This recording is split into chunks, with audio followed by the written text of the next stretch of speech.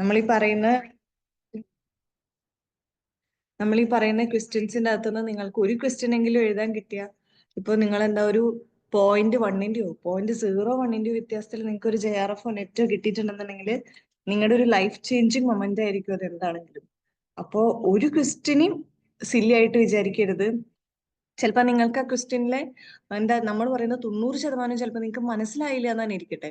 പക്ഷെ നിങ്ങൾക്ക് മനസ്സിലായി ഏതെങ്കിലും ഒരു വേർഡ് ആ ഒരു ടോപ്പിക്കിലാണ് എന്ന് മാത്രം ഓർത്ത് വെച്ച് വരെ നിങ്ങൾക്ക് ചിലപ്പോൾ ഒരു ക്വസ്റ്റ്യനെ അറ്റൻഡ് ചെയ്യാനായിട്ട് പറ്റും. അല്ലെങ്കിൽ ഒരു ക്വസ്റ്റ്യൻ്റെ അകത്ത് നിന്ന് ആൻസർ എലുസിഡേറ്റ് ചെയ്യാനായിട്ട് പറ്റും. അപ്പോൾ ക്ലാസ്സസ് മാക്സിമം മിസ്സാക്കാതിരിക്കുക. ക്ലാസ്സിൽ മാക്സിമം അറ്റൻറ്റീവ് ആയിട്ടിരിക്കുക. നിങ്ങൾക്ക് ഇപ്പോൾ കമ്പൈൻ സ്റ്റഡി ഇഷ്ടമുള്ള ആൾക്കാരാണെന്നുണ്ടെങ്കിൽ നിങ്ങൾ ഫ്രണ്ട്സിനെയും വിളിച്ചിട്ട് ജോയിൻ ചെയ്യുക.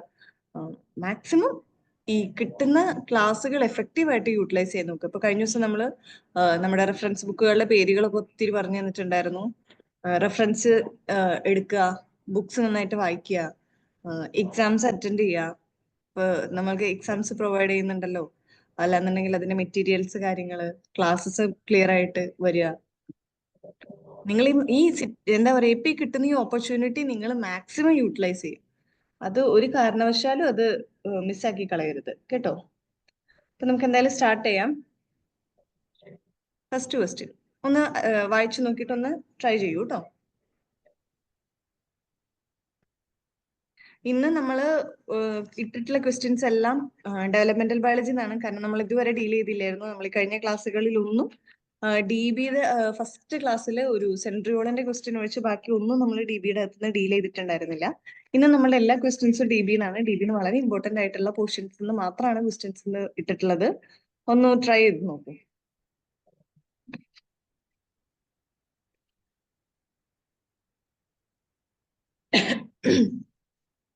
ആൻസേഴ്സ് ഇടും കേട്ടോ, ചാറ്റ് ബോക്സിൽ ഇടണേ. Following statements are made about fertilization occurring sea urchins. Sea urchin ഫെർട്ടിലൈസേഷനെ പറ്റിയിട്ടാണ് നമ്മൾ പറയുന്നത്. Sea urchin എന്ന് പറയുന്ന ഒരു ഓർഗാനിസത്തിനെ പറ്റി കേട്ടിട്ടുണ്ടോ? Sea urchin എന്ന് പറയുന്ന നിറച്ച് എന്താ ഒരു ബോൾ പോലെ ചുറ്റും മുള്ളൊക്കെ ഉള്ള ഒരു ബോൾ പോലത്തെ ഒരു ഓർഗാനിസം ആണ് sea urchin എന്ന് പറയുന്നത്. ഞാൻ sea urchinന്റെ ഫോട്ടോ ആഡ് ചെയ്യാൻ വിട്ടുപോയി. ഓക്കെ, ഇനി അവരുടെ ഫെർട്ടിലൈസേഷനെ പറ്റിയിട്ടാണ് നമ്മുടെ അടുത്ത് ക്വസ്റ്റ്യൻ ചോദിച്ചിട്ടുള്ളത്. ഈ സീ അർച്ചിൻ ഫെർട്ടിലൈസേഷൻ എന്താ പ്രത്യേകത എന്ന് ചോദിച്ചിട്ടുണ്ടെങ്കിൽ നമ്മൾ ഈ പറഞ്ഞ മാതിരി സ്റ്റഡി ഓർഗാനിസം ആയിട്ട് എടുത്ത് ഫെർട്ടിലൈസേഷൻ പഠിക്കുന്നത് സീ അർച്ചിനിലായിരുന്നു. അത് കാരണം കൊണ്ടാണ് നമ്മൾ സീ അർച്ചിന്റെ ഫെർട്ടിലൈസേഷൻ ഇമ്പോർട്ടന്റ് ആയിട്ട് പറയുന്നത്. ഓക്കെ, അപ്പൊ സീ അർച്ചിൻ ഫെർട്ടിലൈസേഷനെ പറ്റിയിട്ട് കുറച്ച് സ്റ്റേറ്റ്മെന്റ്സ് തന്നിട്ടുണ്ട്. പിന്നെ നമ്മൾ ക്വസ്റ്റ്യന്റെ എന്ത് വായിക്കണം?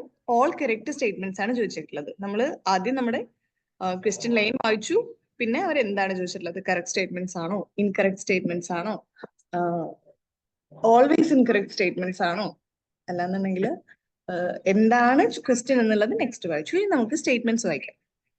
ഓപ്ഷൻസ് ഇടണേ, ചാറ്റിൽ ഇടണേ. ഞാൻ ചാറ്റ് ഫോളോ ചെയ്യുന്നുണ്ട്. ഓപ്ഷൻ എ അല്ല, statement A. Chemo attraction of the sperm to the egg is mediated by sperm activating peptide like binding. Okay, അതായത് sperm activating peptide ആയിട്ടുള്ള ബൈൻഡിങ് ഒക്കെ വെച്ചിട്ടാണ് നമ്മൾ കീമോ അട്രാക്ഷൻ നടക്കുന്നതെന്നാണ് പറയുന്നത്. B statement, exocytosis of the sperm acrosome vesicle and release of the enzymes occur. C statement, capacitated sperm undergo acrosome reaction. D statement, acrosome protein mediating the critical species specific binding event is RESACT. E statement, the slow block to polyspermy is accomplished by the cortical granule reaction. Okay, അപ്പോൾ ഇതാണ് നമ്മളുടെ 4 statements ആയിട്ടുള്ളത്. ഇതിലെ last സ്റ്റേറ്റ്മെന്റിനെ നമുക്ക് കുറച്ചൊന്ന് explain ചെയ്യാം. ഇതില് chemoattraction, exocytosis, capacitation, sperm specific binding, slow block എന്ന് പറയുന്നത് എല്ലാം ഓരോ separate topics under sea urchin fertilization ആണ്. ഓക്കെ, അപ്പൊ നമ്മൾ ഇന്ന് മെയിൻ ആയിട്ട് ഡിസ്കസ് ചെയ്യാൻ പോകുന്നത് ബാക്കിയുള്ള സ്റ്റേറ്റ്മെന്റ്സ് നമ്മൾ പറയും, പക്ഷെ കുറച്ച് ഇമ്പോർട്ടന്റ് ആയിട്ടുള്ള ഒന്നാണ് ഈ സ്റ്റേറ്റ്മെന്റ്. സ്ലോ ബ്ലോക്ക് ടു പോളിസ്പെർമി എന്ന് പറയുന്നത് കുറച്ച് ഇമ്പോർട്ടന്റ് ആയിട്ടുള്ള ഒരു സ്റ്റേറ്റ്മെന്റ് ആണ്. അപ്പൊ നമുക്ക് നോക്കാം എന്താണ്.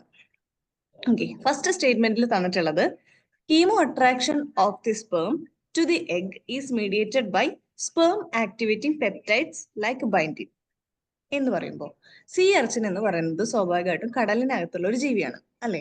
നമുക്ക് ഇംഗ്ലീഷിലും പറയാം കേട്ടോ, രണ്ടിലും പറയാം. ഓക്കെ, അപ്പോ മറൈൻ ആയിട്ടുള്ള ഒരു കണ്ടീഷൻ ആലോചിച്ച് നോക്കൂ. ഒത്തിരി ഓർഗാനിസംസിന്റെ എഗ് ഉണ്ടാവും, ഒത്തിരി ഓർഗാനിസംസിന്റെ സ്പേം ഉണ്ടാവും. അപ്പോ ഒരു പർട്ടിക്കുലർ സ്പീഷീസിന്റെ എഗ് ആ പർട്ടിക്കുലർ സ്പീഷീസിന്റെ സ്പേമിനല്ലേ ഫെർട്ടിലൈസ് ചെയ്യാൻ പാടുള്ളൂ, അല്ലെങ്കിൽ അതല്ലേ പറ്റുള്ളൂ. അപ്പോ ഒരു പർട്ടിക്കുലർ ഇപ്പൊ സീ അർച്ചിന്റെ സ്പേം അവിടെ ഉണ്ട്, സീ ക്യൂക്കുംബറിന്റെ സ്പേം അവിടെ ഉണ്ട്, അല്ലാന്നുണ്ടെങ്കിൽ പല പല ഓർഗാനിസം, സീ ഹോഴ്സിന്റെ സ്പേം അവിടെ ഉണ്ട്, ഇങ്ങനെ എല്ലാം വിചാരിക്കുക. കുറച്ച് ഓർഗാനിസത്തിന്റെ പേര് പറഞ്ഞാണ്. അങ്ങനെ സീലുള്ള ഒത്തിരി സാധനങ്ങൾ, ഇപ്പൊ മൈക്രോ ആയ മാക്രോ ആയിട്ടുള്ള ഒത്തിരി സാധനങ്ങൾ സ്പേമും എഗ്ഗും അവിടെ ഉണ്ട്. ഓക്കെ, അപ്പോ ക്ലിയർ അല്ലേ? പറയുന്നത് ക്ലിയർ അല്ലേ? ക്ലിയർ ആണോ? ഇടയ്ക്ക് സൗണ്ട് ഡിസ്റ്റർബൻസ് വരുന്നുണ്ടോ? ഓക്കെ ഓക്കെ, ശരി.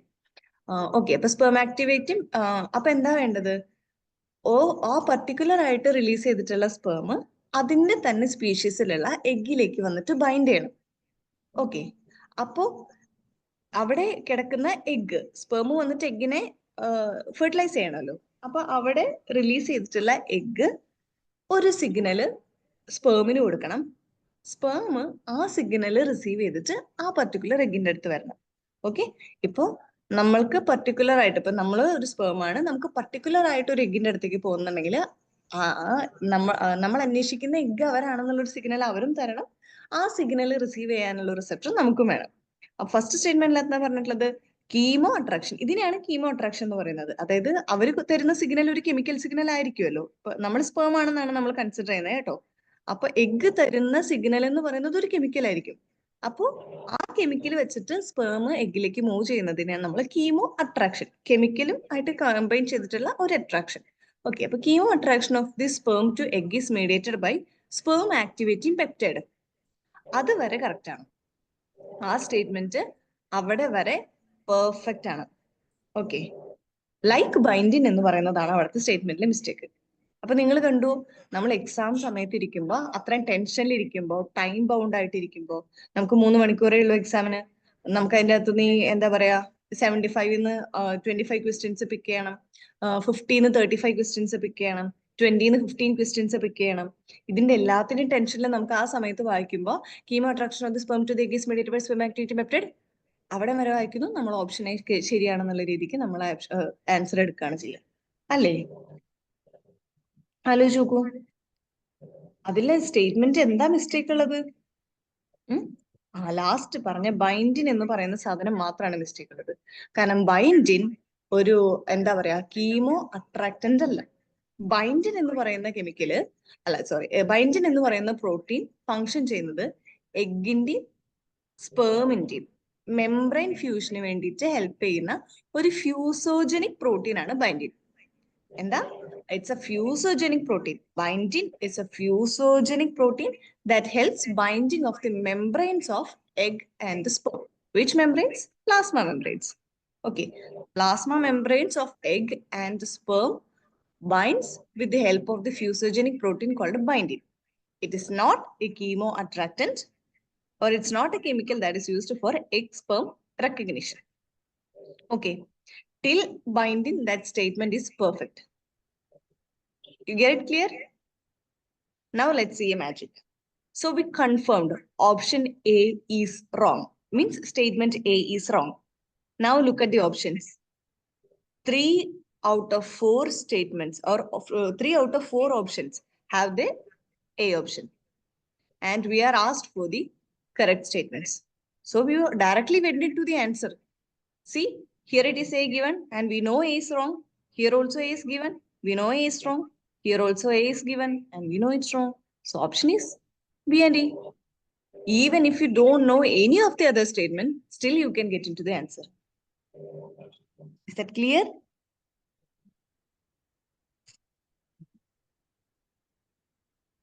You got another method of coming to answer option.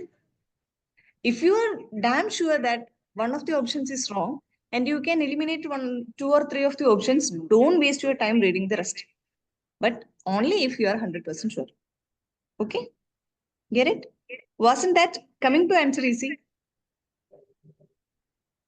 We will discuss the other options as well, okay? B statement says exocytosis of the sperm, acrosomal vesicle, and release of enzymes occur. We already know. Since we already came to the answer, we know B option is correct. It's a non-statement also. Exocytosis. Exocytosis means that breaking of acrosomal vesicle. Sperm head have an acrosomal vesicle. We know, you remember the structure of the sperm that we showed in the first class? There was an acrosomal vesicle in the head, right? Okay. The breaking down of that acrosomal vesicle and release of its contents is called exocytosis. Okay. So exocytosis of the sperm, acrosomal vesicle, and release of the enzymes occur. We know it happens, right? Of course, for a sperm, because only the nucleus and the centriole enters the ovum. So other things has to be broken down. And this enzyme from the acrosomal vesicle has to be released in order to digest the pathway for the sperm to enter move near the nucleus of the ovum. Okay, clear? C statement. The capacitated sperm undergoes acrosome reaction. The capacitated sperm undergo acrosome reaction. Actually, the sperm that had acrosome reaction undergoes capacitation. Okay. D statement, the acrosome proteins mediating the critical species specific binding event is RESACT. You see, for the A option, instead of binding, if RESACT is given, that statement is correct. Okay. അതായത് A സ്റ്റേറ്റ്മെന്റിൽ ബൈൻഡിൻ എന്ന് പറഞ്ഞ സ്ഥലത്ത് D സ്റ്റേറ്റ്മെന്റിന്റെ last കൊടുത്തിട്ടുള്ള റെസാക്ട് എന്ന് പറയുന്ന കെമിക്കലിന്റെ പേരായിരുന്നു എന്നുണ്ടെങ്കിൽ എ സ്റ്റേറ്റ്മെന്റ് കറക്റ്റ് ആയിരുന്നു. അപ്പൊ ഒന്ന് കൂട്ടി വായിച്ചു നോക്കൂ. Chemo attraction of the sperm to the egg is mediated by sperm activating peptides like RESACT. RESACT എന്നും സ്പെറാക്ട് എന്നും പറയുന്ന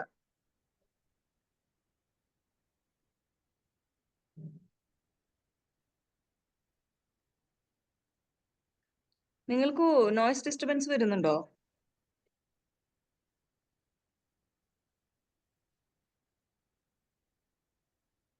ഇത് സി ആണേ, സ്പെറാക്ട്. ഓക്കെ, റെസാക്ട് എന്നും സ്പെറാക്ട് എന്നും പറയുന്ന രണ്ട് കീമോ അട്രാക്ടൻസ് ആണ് സാധാരണ നമ്മൾ സിയർച്ചിനിൽ ഉള്ളത്. അപ്പൊ ബൈൻഡിൻ എന്ന് പറയുന്നത് എന്തായിരുന്നു? ബൈൻഡിൻ എന്ന് പറയുന്നത് നമ്മൾ എന്താ വിളിച്ചത്? ഫ്യൂസോജനിക് പ്രോട്ടീൻ. ഇപ്പൊ പറഞ്ഞ റെസാക്റ്റും സ്പെറാക്റ്റും എന്താ? കീമോ അട്രാക്ടൻസ് ആണ്. അതായത് sperm activating peptides. More specific ആയിട്ട് നമ്മൾ ഇവരെ സ്പേം ആക്ടിവേറ്റിംഗ് പെപ്റ്റൈഡ്സ് എന്ന് വിളിക്കും. ഓക്കെ, അപ്പൊ ഇവിടെ എന്താ മിസ്റ്റേക്ക് പറ്റിയത്? Acrosome protein mediating critical species specific binding event is റെസാക്ട്. ഇവർ ആക്രോസോം സ്പെസിഫിക് ആയിട്ടുള്ള ആൾക്കാരല്ല. ഓക്കെ, അതാണ് ഇവിടുത്തെ മിസ്റ്റേക്ക്. ആക്രോസോമിന്റെ ഉള്ളിലല്ലല്ലോ ഇവരിയ്ക്കുന്നത്. ഓക്കെ, അതായത് ആക്രോസോമിന്റെ ഉള്ളിൽ ഇരിക്കുകയാണെന്നുണ്ടെങ്കിൽ അത് സ്പേം പ്രൊഡ്യൂസ് ചെയ്യുന്ന സിഗ്നൽ ആയിരിക്കണം. പക്ഷെ ഇവിടെ സിഗ്നൽ പ്രൊഡ്യൂസ് ചെയ്യുന്നത് ആരാ? എഗ് അല്ലേ?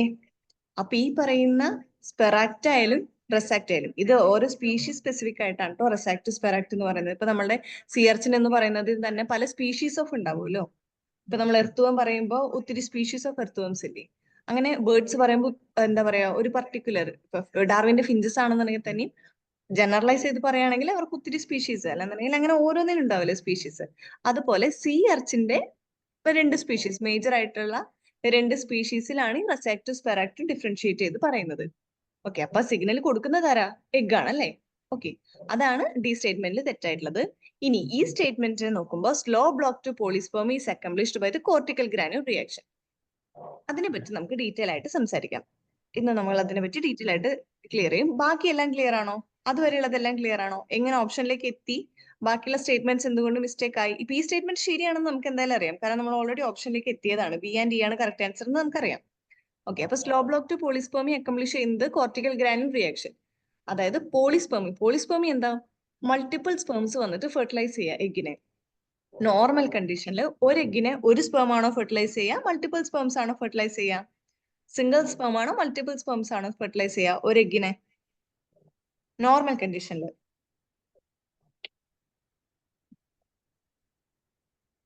സിംഗിൾസ് അല്ലേ? സിംഗിൾ ആയിട്ടാണ് എന്താ പറയുന്നത് ഫെർട്ടിലൈസ് ചെയ്യുന്നുണ്ടാവുക. അപ്പൊ എന്താ മൾട്ടിപ്പിൾ സ്പെർംസ് യൂഷ്വലി ഫെർട്ടിലൈസ് ചെയ്യാത്തത്?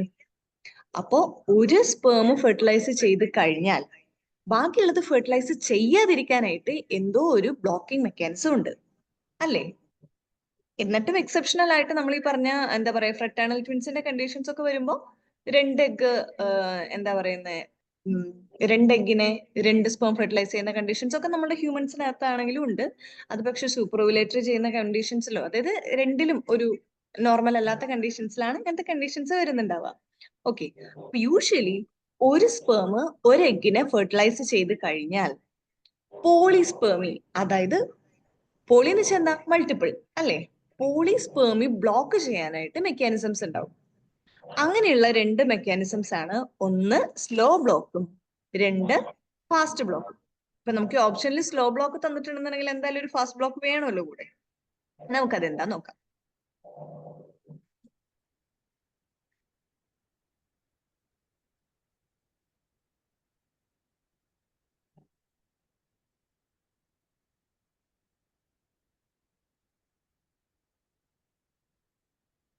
ഓക്കെ, ഇപ്പൊ എന്താ എഴുതിയിട്ടുള്ളേ?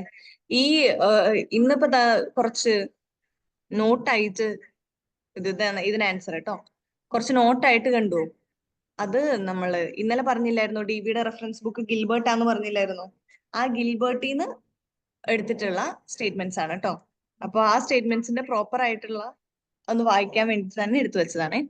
നമുക്ക് ഫാസ്റ്റ് ബ്ലോക്ക് എന്താ നോക്കാം. ഫാസ്റ്റ് ബ്ലോക്ക് എന്ന് പറയുന്നത് ഒരു സ്പേം, നമുക്ക് ആദ്യം ഞാൻ പറയാം അതിനുശേഷം നമുക്ക് വായിക്കാം, അല്ലെങ്കിൽ നിങ്ങൾക്ക് കൺഫ്യൂഷൻ ആവും. യൂഷ്വലി നമ്മുടെ ഒരു നോർമൽ മെംബ്രെയിൻ പൊട്ടൻഷ്യൽ എന്ന് പറയുന്നത് -70 മില്ലി വോൾട്ട് ആണ് എല്ലാ സെല്ലിന്റെയും.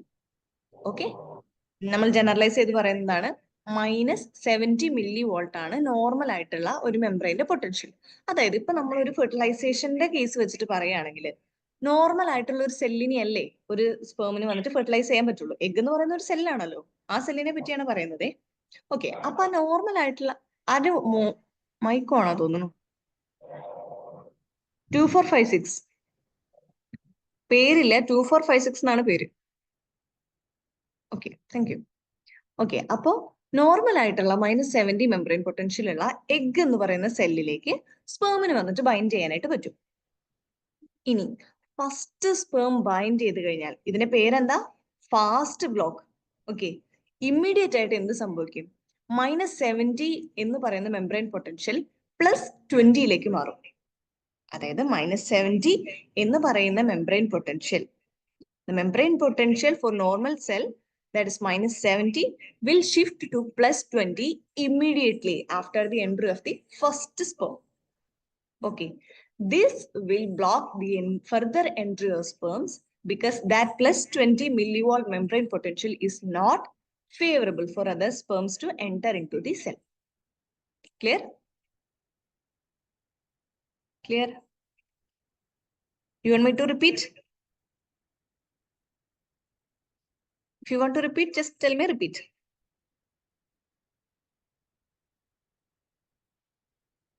Okay, so normal -70 millivolt will change to +20 millivolt, which makes the entry of other sperms unfavorable. This will happen within 1 to 3 seconds after the binding of the first sperm. So 1 to 3 seconds is very immediate, right? Immediately after the binding of the first sperm, this will happen. This is known as fast block. But what is the problem here? The fast block to polyspermy is transient. എന്താ പ്രശ്നം എന്ന് വെച്ചാല് immediate ആയിട്ട് first sperm bind ചെയ്ത് 1 to 3 സെക്കൻഡിനുള്ളിൽ fast block നടക്കും. പക്ഷെ എന്താന്ന് വെച്ചാൽ അത് ട്രാൻസിയന്റ് ആണ്. മെംബ്രെയിൻ പൊട്ടൻഷ്യൽ 1 മിനിറ്റിൽ താഴെ, അല്ലാന്നുണ്ടെങ്കിൽ മാക്സിമം ഒരു 1 മിനിറ്റ് മാത്രമേ ഇങ്ങനെ നിൽക്കുള്ളൂ. പക്ഷെ സ്പേംസ് വരുന്നത് ആ ഒരു 1 മിനിറ്റിനകത്ത് നിൽക്കണം എന്ന് നിർബന്ധം ഇല്ലല്ലോ. മനസ്സിലായോ? കാരണം സ്പേം ഇപ്പൊ എന്താ ഒത്തിരി ഇങ്ങനെ വന്നുകൊണ്ടിരിക്കുന്നുണ്ടാവും. ഫസ്റ്റ് സ്പേം ബൈൻഡ് ചെയ്ത് 1 മിനിറ്റിലേക്ക് വേറെ ആർക്കും ബൈൻഡ് ചെയ്തില്ല.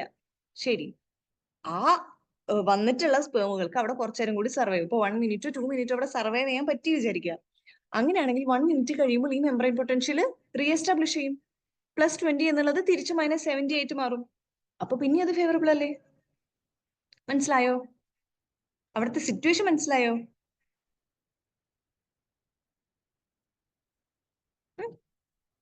The fast block to polyspermy is achieved by a change in the electrical potential of the egg cell membrane that occurs immediately upon the entry of a sperm. Okay. Original resting membrane potential of the egg is generally 70 millivolt, which is expressed as minus 70 millivolt, because inside of the cell is negatively charged with respect to the exterior. അതുകൊണ്ടാണ് നമ്മൾ minus 70 എന്ന് പറയുന്നത്. Okay. Within 1 to 3 seconds after the binding of the first sperm, the membrane potential shifts to a positive level about plus 20 millivolt with respect to the exterior. Sperm cannot fuse with an egg cell membrane that have a positive resting potential. So the shift means that no more sperm can fuse to the egg. So, and the fast block to polysperm is transient since the membrane potential of the sea urchin egg remains positive only for a minute. Clear alle? This Gilbertile same lines aane. Gilbertine eduthu vecha lines aane. Okay alle, language okay alle?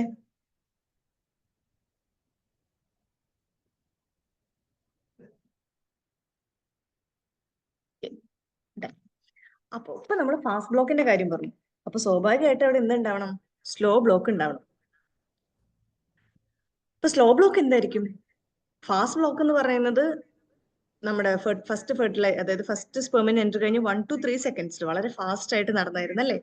Slow block എന്ന് പറയുന്നത് സ്വാഭാവികമായിട്ട് slower ആയിരിക്കും. അതുകൊണ്ട് തന്നെയാണ് അതിനെ slow block എന്ന് വിളിച്ചിട്ടുള്ളത്. പക്ഷെ ഇതെന്താ, ഇവിടെ ഒരു ഇലക്ട്രിക്കൽ ആയിട്ടുള്ള ഒരു മെംബ്രെയിൻ പൊട്ടൻഷ്യലിലെ ചേഞ്ച് ആണ് വന്നതെന്നുണ്ടെങ്കിൽ ഇവിടെ വന്നിട്ടുള്ളത് ഒരു മെക്കാനിക്കൽ ബ്ലോക്ക് ആണ്.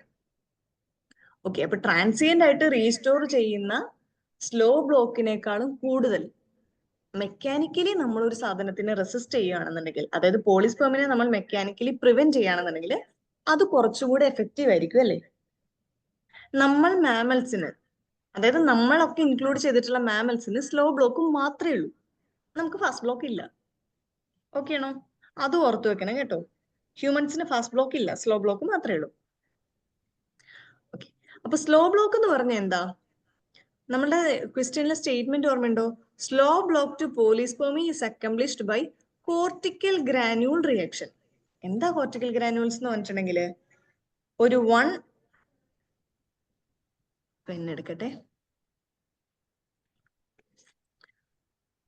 മൈക്രോമീറ്റർ ഡയാമീറ്റർ ഉള്ള about 15,000 cortical granules. Cortical granules പറഞ്ഞിട്ടുണ്ടെങ്കിൽ ഗ്രാന്യൂൾസ്, അല്ലാന്നുണ്ടെങ്കിൽ കുറച്ച് ഒരു റൗണ്ടഡ് ആയിട്ടുള്ള കുറച്ച് സ്ട്രക്ചേഴ്സ്, അതിനെയാണ് നമ്മൾ കോർട്ടിക്കൽ ഗ്രാന്യൂൾസ് എന്ന് വിളിക്കുക. അവരെ എന്ത് ചെയ്യും? ഫസ്റ്റ് സ്പെർം എൻറ്റർ ചെയ്ത് കഴിയുമ്പോൾ നമ്മുടെ എഗ്ഗിന്റെ മെംബ്രെയിൻസിന്റെ ഇടയിലുള്ള സ്പേസ് ഇല്ലേ, അതായത് എഗ്ഗിന് ഇപ്പോ നമ്മൾക്ക് ഇവിടെ കാണുന്നുണ്ടോ? നിങ്ങൾക്ക് വരയ്ക്കുന്ന കാണുന്നുണ്ടോ?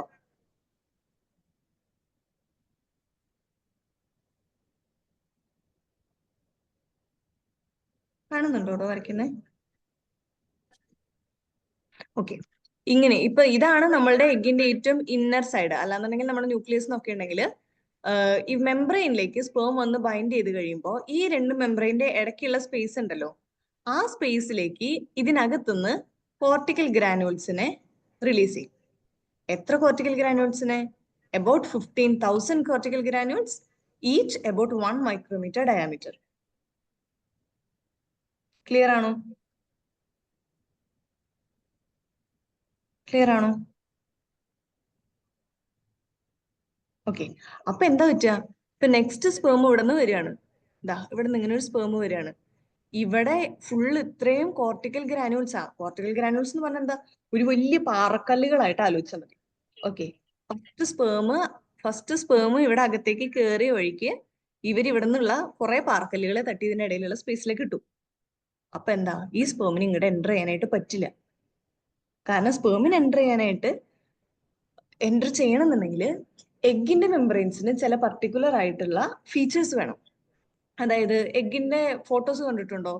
ചുറ്റും മൈക്രോവില്ലയൊക്കെ ഉള്ള സ്ട്രക്ചേഴ്സ്. ആ മൈക്രോവില്ലയൊക്കെ എന്തിനാന്ന് വെച്ചിട്ടുണ്ടെങ്കിൽ എഗ്ഗ് നമ്മുടെ സ്പേമിന്റെ സ്ട്രക്ചറിലെ ഒരു എന്താ പറയാ, ഇങ്ങനെ ഒരു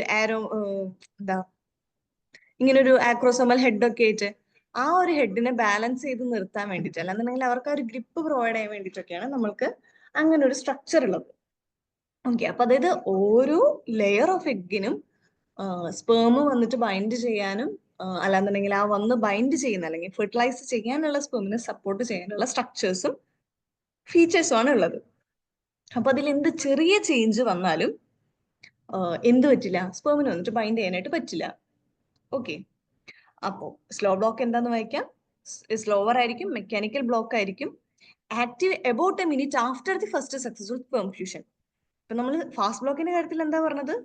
ഇനീഷ്യലി വരുന്ന ഫസ്റ്റ് 1 മിനിറ്റിനുള്ളിലായിരിക്കും ഇവർ വരുന്നതെന്ന് പറഞ്ഞു അല്ലേ? പക്ഷെ ഇവിടെ എന്താ പറയുന്നത്? ആ 1 മിനിറ്റ് കഴിഞ്ഞതിന് ശേഷമാണ് സ്ലോ ബ്ലോക്ക് ആക്റ്റീവ് തന്നെയാവുള്ളൂ.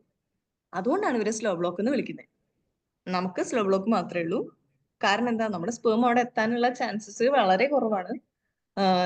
നമ്മളുടെ എല്ലാ എന്താ പറയുന്നത്, എല്ലാ മീറ്റിംഗ്സും പ്രഗ്നൻസി ആവാത്തതിന്റെ റീസണും ഈ പറഞ്ഞ ലോ ചാൻസസ് തന്നെയാണ്.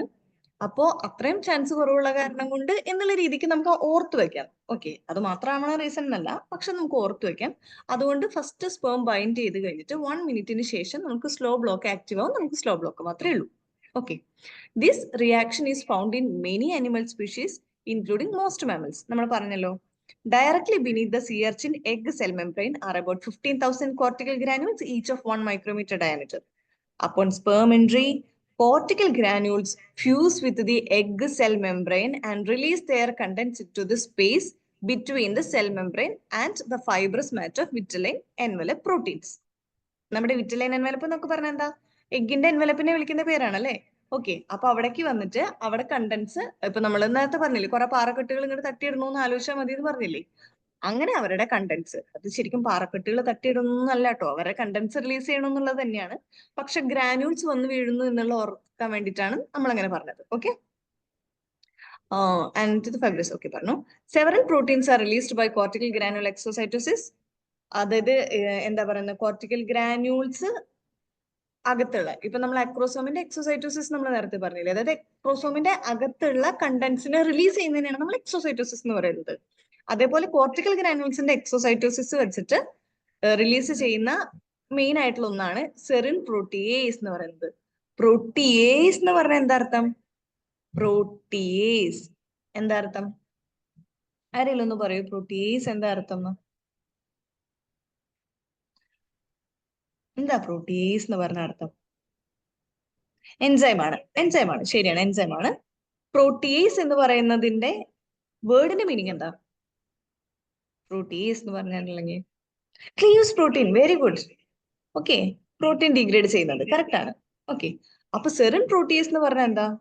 സെറിൻ പ്രോട്ടീൻസിനെ ഡിഗ്രേഡ് ചെയ്യുന്നത്. അപ്പൊ ഈ സെറിൻ പ്രോട്ടീൻസ് എവിടെയുള്ളത്? നമുക്ക് നോക്കാം. സെറിൻ പ്രോട്ടീൻസ് എവിടെയുള്ളതെന്ന് നമുക്ക് നോക്കാം. അതായത് നമ്മൾ നേരത്തെ വരച്ച വളരെ അടിപൊളിയായിട്ടുള്ള ഒരു എഗ് ഉണ്ടായിരുന്നില്ലേ ഇവിടെ? ലോകത്ത് ആരും വരയ്ക്കാത്ത അത്രയും ബ്യൂട്ടിഫുൾ ആയിട്ടുള്ള ഒരു എഗ് നേരത്തെ ഞാൻ അവിടെ വരച്ചു വെച്ചിട്ടുണ്ടായിരുന്നില്ലേ? അതിന്റെ ഇടയ്ക്ക് ഇങ്ങനത്തെ കുറെ പ്രോട്ടീൻ പോസ്റ്റുകൾ ഉണ്ട്. ഇതിനെ നമ്മൾ പ്രോട്ടീൻ പോസ്റ്റ് എന്നാ വിളിക്കുക.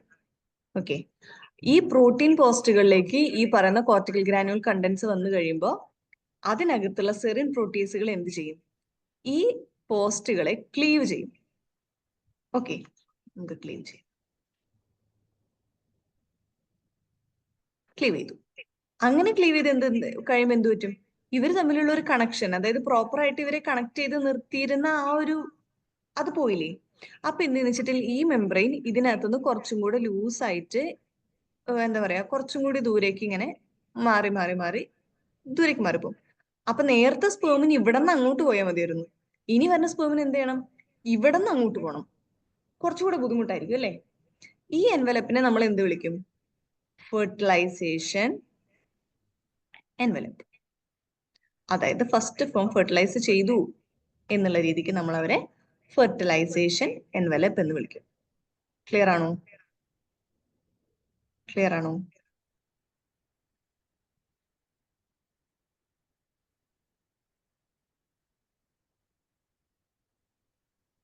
ഇനി കുറച്ചും കൂടെ വളരെ പർട്ടിക്കുലർ ആയിട്ട് പറഞ്ഞ, ഇതിപ്പോ ഞാൻ നിങ്ങൾക്ക് കോൺസെപ്റ്റ് മനസ്സിലാൻ വേണ്ടിയിട്ട് നമ്മൾ പറയുന്ന ഒരു കാര്യം, അതാണ് സംഭവിക്കുന്നത്. ഇനി ഫെർട്ടിലൈസേഷൻ എൻവലപ്പ് എന്താണ് എന്ന് ചോദിച്ചാല്, കോർട്ടിക്കൽ ഗ്രാനുൾസിന് ഇപ്പൊ റിലീസ് ചെയ്തിട്ടുള്ള കമ്പോണൻസ് ഉണ്ടല്ലോ, അതായത് നേരത്തെ ഇവിടെ നമ്മൾ വരച്ചതിന്റെ അകത്ത് കോർട്ടിക്കൽ ഗ്രാനുൾസ് റിലീസ് ചെയ്തിട്ട് അതിന്റെ കമ്പോണൻസ് എല്ലാം റിലീസ് ചെയ്തിരുന്നില്ലേ? ആ കോർട്ടിക്കൽ ഗ്രാനുൽ കമ്പോണൻസും അതിന്റെ പുറത്തുള്ള വിറ്റലൈൻ മെംബ്രെയിനും കൂടി ചേർന്നിട്ടുള്ളതിനെയാണ് നമ്മൾ എന്ത് വിളിക്കുന്നത്? ഫെർട്ടിലൈസേഷൻ എൻവലപ്പ് എന്ന് വിളിക്കുന്നത്. ക്ലിയർ ആണോ? അതായത് cortical granule contents along with the vitelline membrane binds with the vitelline membrane to form the fertilization envelope. Okay? Okay. ഇനി നമ്മളുടെ സ്ലോ ബ്ലോക്ക് മീഡിയേറ്റ് ചെയ്യുന്നത് മിനിറ്റ്. ഓക്കെ, ഇനി സ്ലോ ബ്ലോക്ക് മീഡിയേറ്റ് ചെയ്യുന്നത് എന്താണെന്ന് നമുക്ക് നോക്കാം. ഇതിലില്ല, എന്നാലും ഒന്ന് കേൾക്കൂ. സ്ലോ ബ്ലോക്ക് മീഡിയേറ്റ് ചെയ്യുന്നത് കാൽഷ്യത്തിന്റെ ഹൈക്കാണ്. അതായത് throughout the fertilisation events ബോഡിയിൽ കാൽഷ്യത്തിന്റെ എമൗണ്ട് ഭയങ്കര ഹൈ ആയിട്ട് വേണം. ഓക്കെ, ആ കാൽഷ്യത്തിന്റെ ഹൈനെസ് വരുമ്പോൾ, അല്ലാന്നുണ്ടെങ്കിൽ പർട്ടിക്കുലർ എമൗണ്ടിനേക്കാൾ കൂടുതൽ കാൽഷ്യം ബോഡിയിൽ വന്നു കഴിയുമ്പോഴാണ് slow block നടക്കുന്നുണ്ടാവുക. Okay, perivitelline സ്പേസിലേക്കാണ് ഈ പറയുന്ന കോർട്ടിക്കൽ ഗ്രാനുൾസിനെ റിലീസ് ചെയ്യുന്നുണ്ടാവുക. അപ്പൊ നമ്മൾ പറഞ്ഞില്ലേ, രണ്ട് മെംബ്രെയിന്റെ ഇടയ്ക്കുള്ള സ്പേസ് ആണ്, സ്പേസിനെ വിളിക്കുന്ന പേരാണ് പെരി വിറ്റലൈൻ സ്പേസ് എന്ന്. ഓക്കെ, പെരി വിറ്റലൈൻ സ്പേസിലേക്കാണ് റിലീസ് ചെയ്യുന്നുണ്ടാവുക. ഇനി ഇതിനകത്ത് ഒത്തിരി എൻസൈംസ് അല്ലാന്നുണ്ടെങ്കിൽ ഒത്തിരി കണ്ടന്റ്സ് ഉണ്ടെന്ന് നമ്മൾ പറഞ്ഞില്ലായിരുന്നോ? ആ കണ്ടന്റ്സ് എന്തൊക്കെയാ നോക്കിയാല് ലിപ്പേസസ് ഉണ്ട്. ലിപ്പേസസ് എന്താ ചെയ്യാ? ലിപ്പേസസ് എന്താ ചെയ്യാ?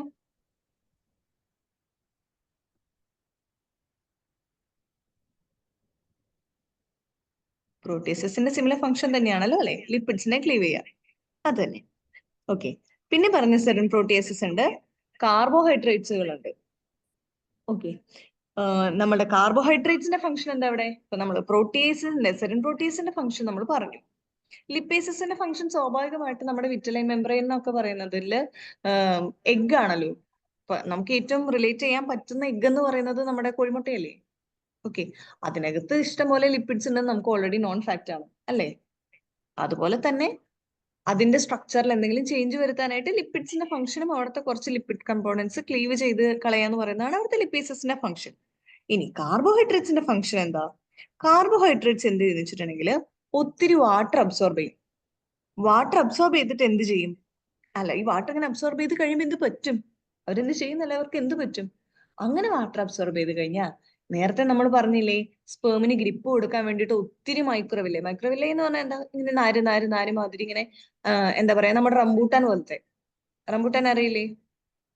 റംബൂട്ടാൻ കണ്ടിട്ടില്ലേ? റംബൂട്ടാൻ അറിയോ?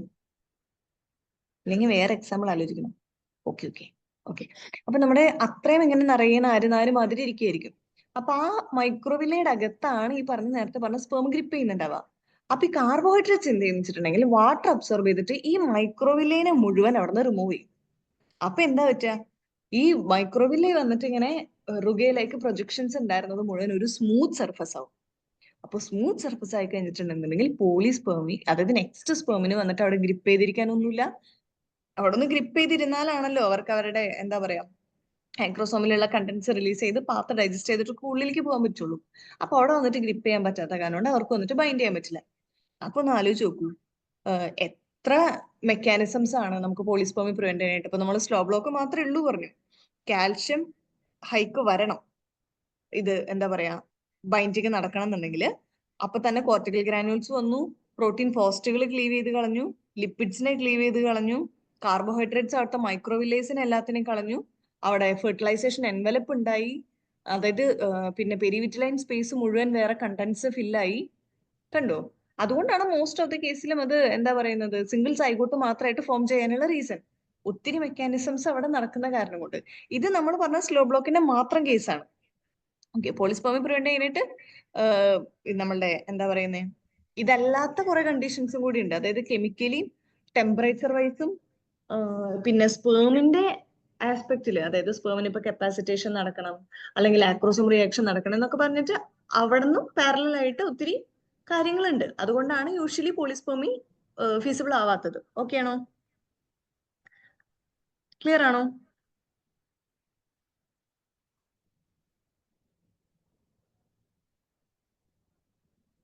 ഓക്കെ, ഇനി ആ ലാസ്റ്റത്തെ വരി ഒന്ന് വായിച്ചു നോക്കൂ.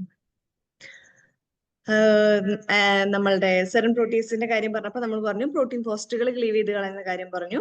It also clips off the binding receptors and any sperm attached to them. ബൈൻഡിന് നമ്മൾ ഒരു പേര് പറഞ്ഞില്ലേ ഫസ്റ്റ് തന്നെ, നമ്മളുടെ ഈ സ്റ്റേറ്റ്മെന്റിന്റെ അവസാനം ഒരു ബൈൻഡിങ് കിടന്നപ്പോ നമ്മൾ അതിനൊരു പേര് പറഞ്ഞില്ലായിരുന്നു? എന്തായിരുന്നു അത്? എന്ത് പ്രോട്ടീൻ ആണെന്നാ നമ്മൾ പറഞ്ഞേ? ബൈൻഡിങ് എന്ത് പ്രോട്ടീൻ ആണെന്നാ പറഞ്ഞേ? ഫ്യൂസോജൻ. ഓക്കെ, ഫ്യൂസോജനിക് പ്രോട്ടീൻ ആണല്ലേ? അങ്ങനെ ഫ്യൂസോജനിക് പ്രോട്ടീന്റെ ഫംഗ്ഷൻ ഇവരുടെ മെമ്പറൈൻ ഫ്യൂസ് ചെയ്യുന്നതാണെന്ന് നമ്മൾ പറഞ്ഞില്ലേ? അപ്പൊ ഇവരുടെ ഫംഗ്ഷൻ നമ്മൾ ഈ പറഞ്ഞ് റിലീസ് ചെയ്തിട്ടുള്ള ആൾക്കാർ എന്ത് ചെയ്യും? പിന്നെ അവിടേക്ക് ഒരു ബൈൻഡിൻ എന്ന് പറയുന്നത് നമ്മുടെ സ്പേമിന്റെ ഹെഡിലുള്ള ഒരു പ്രോട്ടീൻ ആണ്. ഓക്കെ, അവിടേക്ക് കയറി വരുന്ന സ്പേമിന്റെ ഹെഡിലുള്ള ബൈൻഡിനെ മുഴുവൻ അവർ ക്ലീവ് ചെയ്ത് കളയും. അപ്പൊ നോക്കൂ, അടുത്ത മെക്കാനിസം ആയി അല്ലേ? അതായത് ബൈൻഡിൻ ഇല്ലാതെ ഇവർക്ക് മെമ്പറിൻ ഫ്യൂസ് ചെയ്യാൻ പറ്റില്ല. ആ ബൈൻഡിനെ കണ്ടിട്ട് ആക്റ്റീവ് ആവുന്ന, അല്ലാന്നുണ്ടെങ്കിൽ ആ ബൈൻഡിൻ വെച്ചിട്ട് സിഗ്നൽ ആയിട്ട് വെച്ചിട്ട് റിസപ്റ്റർ ആക്ടിവേറ്റ് ചെയ്യുന്ന ഒരു ലിഗാൻഡ് റിസപ്റ്റർ ബൈൻഡിങ് ആണ് നമ്മളുടെ മെമ്പറൈനിലേക്ക് അവരെ വന്നിട്ട് അറ്റാച്ച് ചെയ്യുന്നത്. അതായത് എഗിന്റെ മെമ്പറൈനിലേക്ക് സ്പെർമിന്റെ മെമ്പറൈൻ അറ്റാച്ച് ചെയ്യുന്നത്. ഓക്കെ, അപ്പൊ എന്താ, ഇവിടെ പ്രോട്ടീൻ പോസ്റ്റുകൾ കളഞ്ഞു, ഫെർട്ടിലൈസേഷൻ എൻവലപ്പ് ഉണ്ടാക്കി, ബൈൻഡിൻ റിസപ്റ്റേഴ്സിനെയും എല്ലാത്തിനെയും കളഞ്ഞു. ഓക്കെ, ഇപ്പൊ ബൈൻഡിൻ റിസപ്റ്റേഴ്സിനെ കളഞ്ഞിട്ടുണ്ടെങ്കിൽ ഇപ്പൊ ബൈൻഡിൻ വന്നിട്ട് കാര്യമില്ലല്ലോ. ആ ബൈൻഡിന് ബൈൻഡിൻ റിസപ്റ്റർ ബൈൻഡ് ചെയ്താലല്ലേ ഇവിടെ എന്താ പറയുന്നത്, മെമ്പറൈൻ ഫ്യൂഷൻ നടക്കുന്നുള്ളൂ. ഓക്കെ, അപ്പൊ അവിടെ അത്യാവശ്യം നല്ല രീതിക്ക് ഇനി വേറെ ആർക്കും കയറാൻ പറ്റാത്ത പോലെ ആക്കിയിട്ടുണ്ട്. അപ്പൊ പോളിസ്പെർമി പ്രിവെന്റ് ചെയ്തില്ലേ? അതിന് വേണ്ടിയിട്ടാണ് നമ്മൾ ഇതെല്ലാം ചെയ്തത്. ക്ലിയർ ആണോ? ക്ലിയർ ആണോ ചോദിക്കുന്നില്ല, പെർഫെക്റ്റ് ആണോ?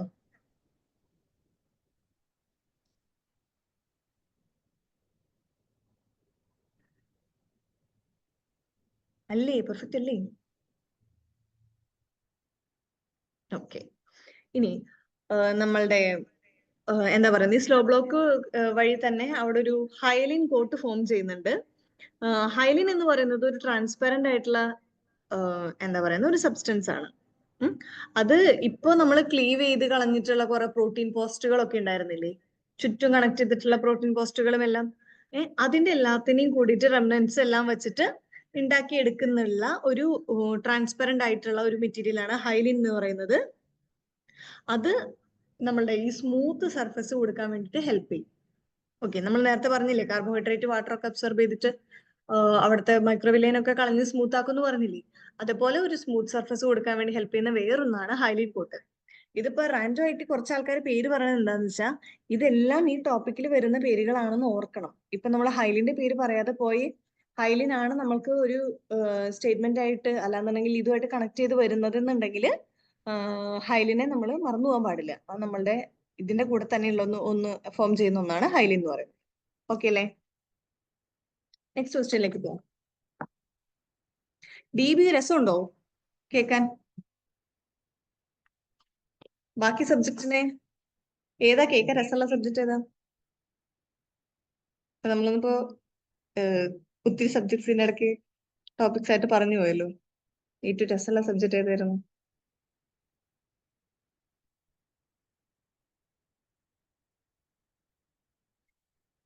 അങ്ങനെ ഒരു സബ്ജക്ട് ഇഷ്ടപ്പെട്ടില്ല?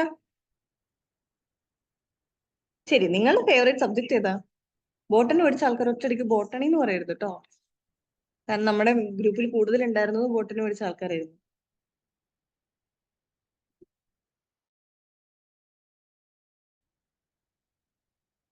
ഒന്നും ഇഷ്ടല്ലേ?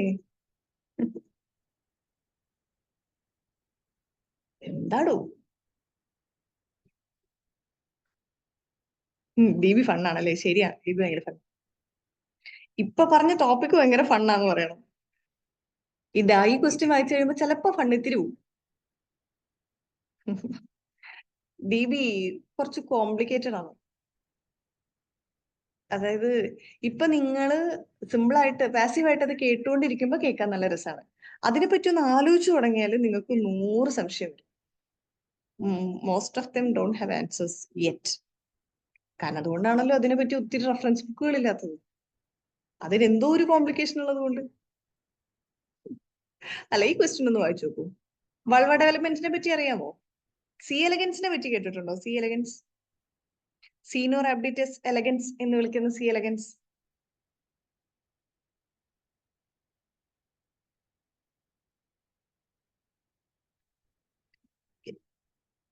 സി എലഗൻസിനെ പറ്റിയിട്ടുള്ള ഒരു ക്വസ്റ്റ്യൻ ആണ്, ഒന്ന് വായിച്ചു നോക്കൂ.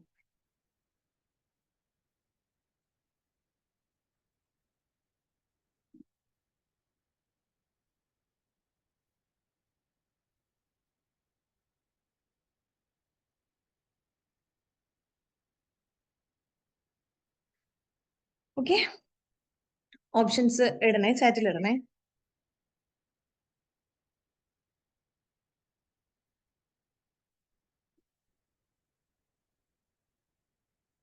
The group of 6 cells P3P to P8P called vulval precursor cells of C. elegans for man equivalence group. The following statements were made as evidence that VPC പറഞ്ഞ നേരത്തെ പറഞ്ഞത് vulval precursor cells form an equivalence group. അതില് എന്താ ചോദിച്ചിട്ടുള്ളത്? Correct statements ഏതാണെന്നാണ് ചോദിച്ചിട്ടുള്ളത്. Questions അങ്ങനെ തന്നെ വായിക്കണേ. ഞാൻ പിന്നെയും പറയാണ്, ക്വസ്റ്റ്യൻസ് അങ്ങനെ തന്നെ വായിക്കണം. ക്വസ്റ്റ്യൻ സ്റ്റേറ്റ്മെന്റ് കഴിഞ്ഞാൽ നെക്സ്റ്റ് എന്താണ് ചോദിച്ചേക്കണം തന്നെ വായിക്കണം. ഇപ്പൊ നമ്മൾ ഫസ്റ്റ് ക്വസ്റ്റ്യൻ എലിമിനേറ്റ് ചെയ്ത് കളഞ്ഞ കണ്ടു. നമുക്ക് കറക്റ്റ് ആണ് വേണ്ടതെന്ന് അറിയുന്ന കാരണം കൊണ്ട് ഫസ്റ്റ് സ്റ്റേറ്റ്മെന്റ് തെറ്റാന്ന് മനസ്സിലായ കാരണം കൊണ്ട് നമുക്ക് എന്താ പറയാ, അത് ശരിക്കും നമ്മൾ എക്സ്പ്ലെയിൻ ചെയ്യല്ല. ഇപ്പൊ ക്ലാസ് ആയിട്ടല്ല, നമ്മളത് എക്സാമിന് ഇരിക്കുകയാണെങ്കിൽ ആലോചിച്ച് നോക്കൂ, നമുക്കൊരു 4 to 5 സെക്കൻഡ്സിൽ നമുക്ക് ആൻസറിലേക്ക് എത്താൻ പറ്റും. ആ ടൈം ഭയങ്കര വാല്യൂബിൾ ആണ്.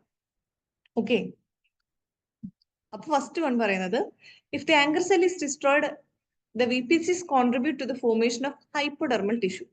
Anchor cell ഇല്ല എന്നുണ്ടെങ്കിൽ VPCs contribute to the formation of hypodermal tissue. Actually ഈ ടോപ്പിക് നിങ്ങൾക്ക് അറിയൂ, ഇല്ലെങ്കിൽ നമ്മളിപ്പോ സ്റ്റേറ്റ്മെന്റ് വായിക്കുന്നതിൽ അർത്ഥമില്ല. ടോപ്പിക് പറഞ്ഞിട്ട് നമുക്ക് സ്റ്റേറ്റ്മെന്റ് വായിക്കാം.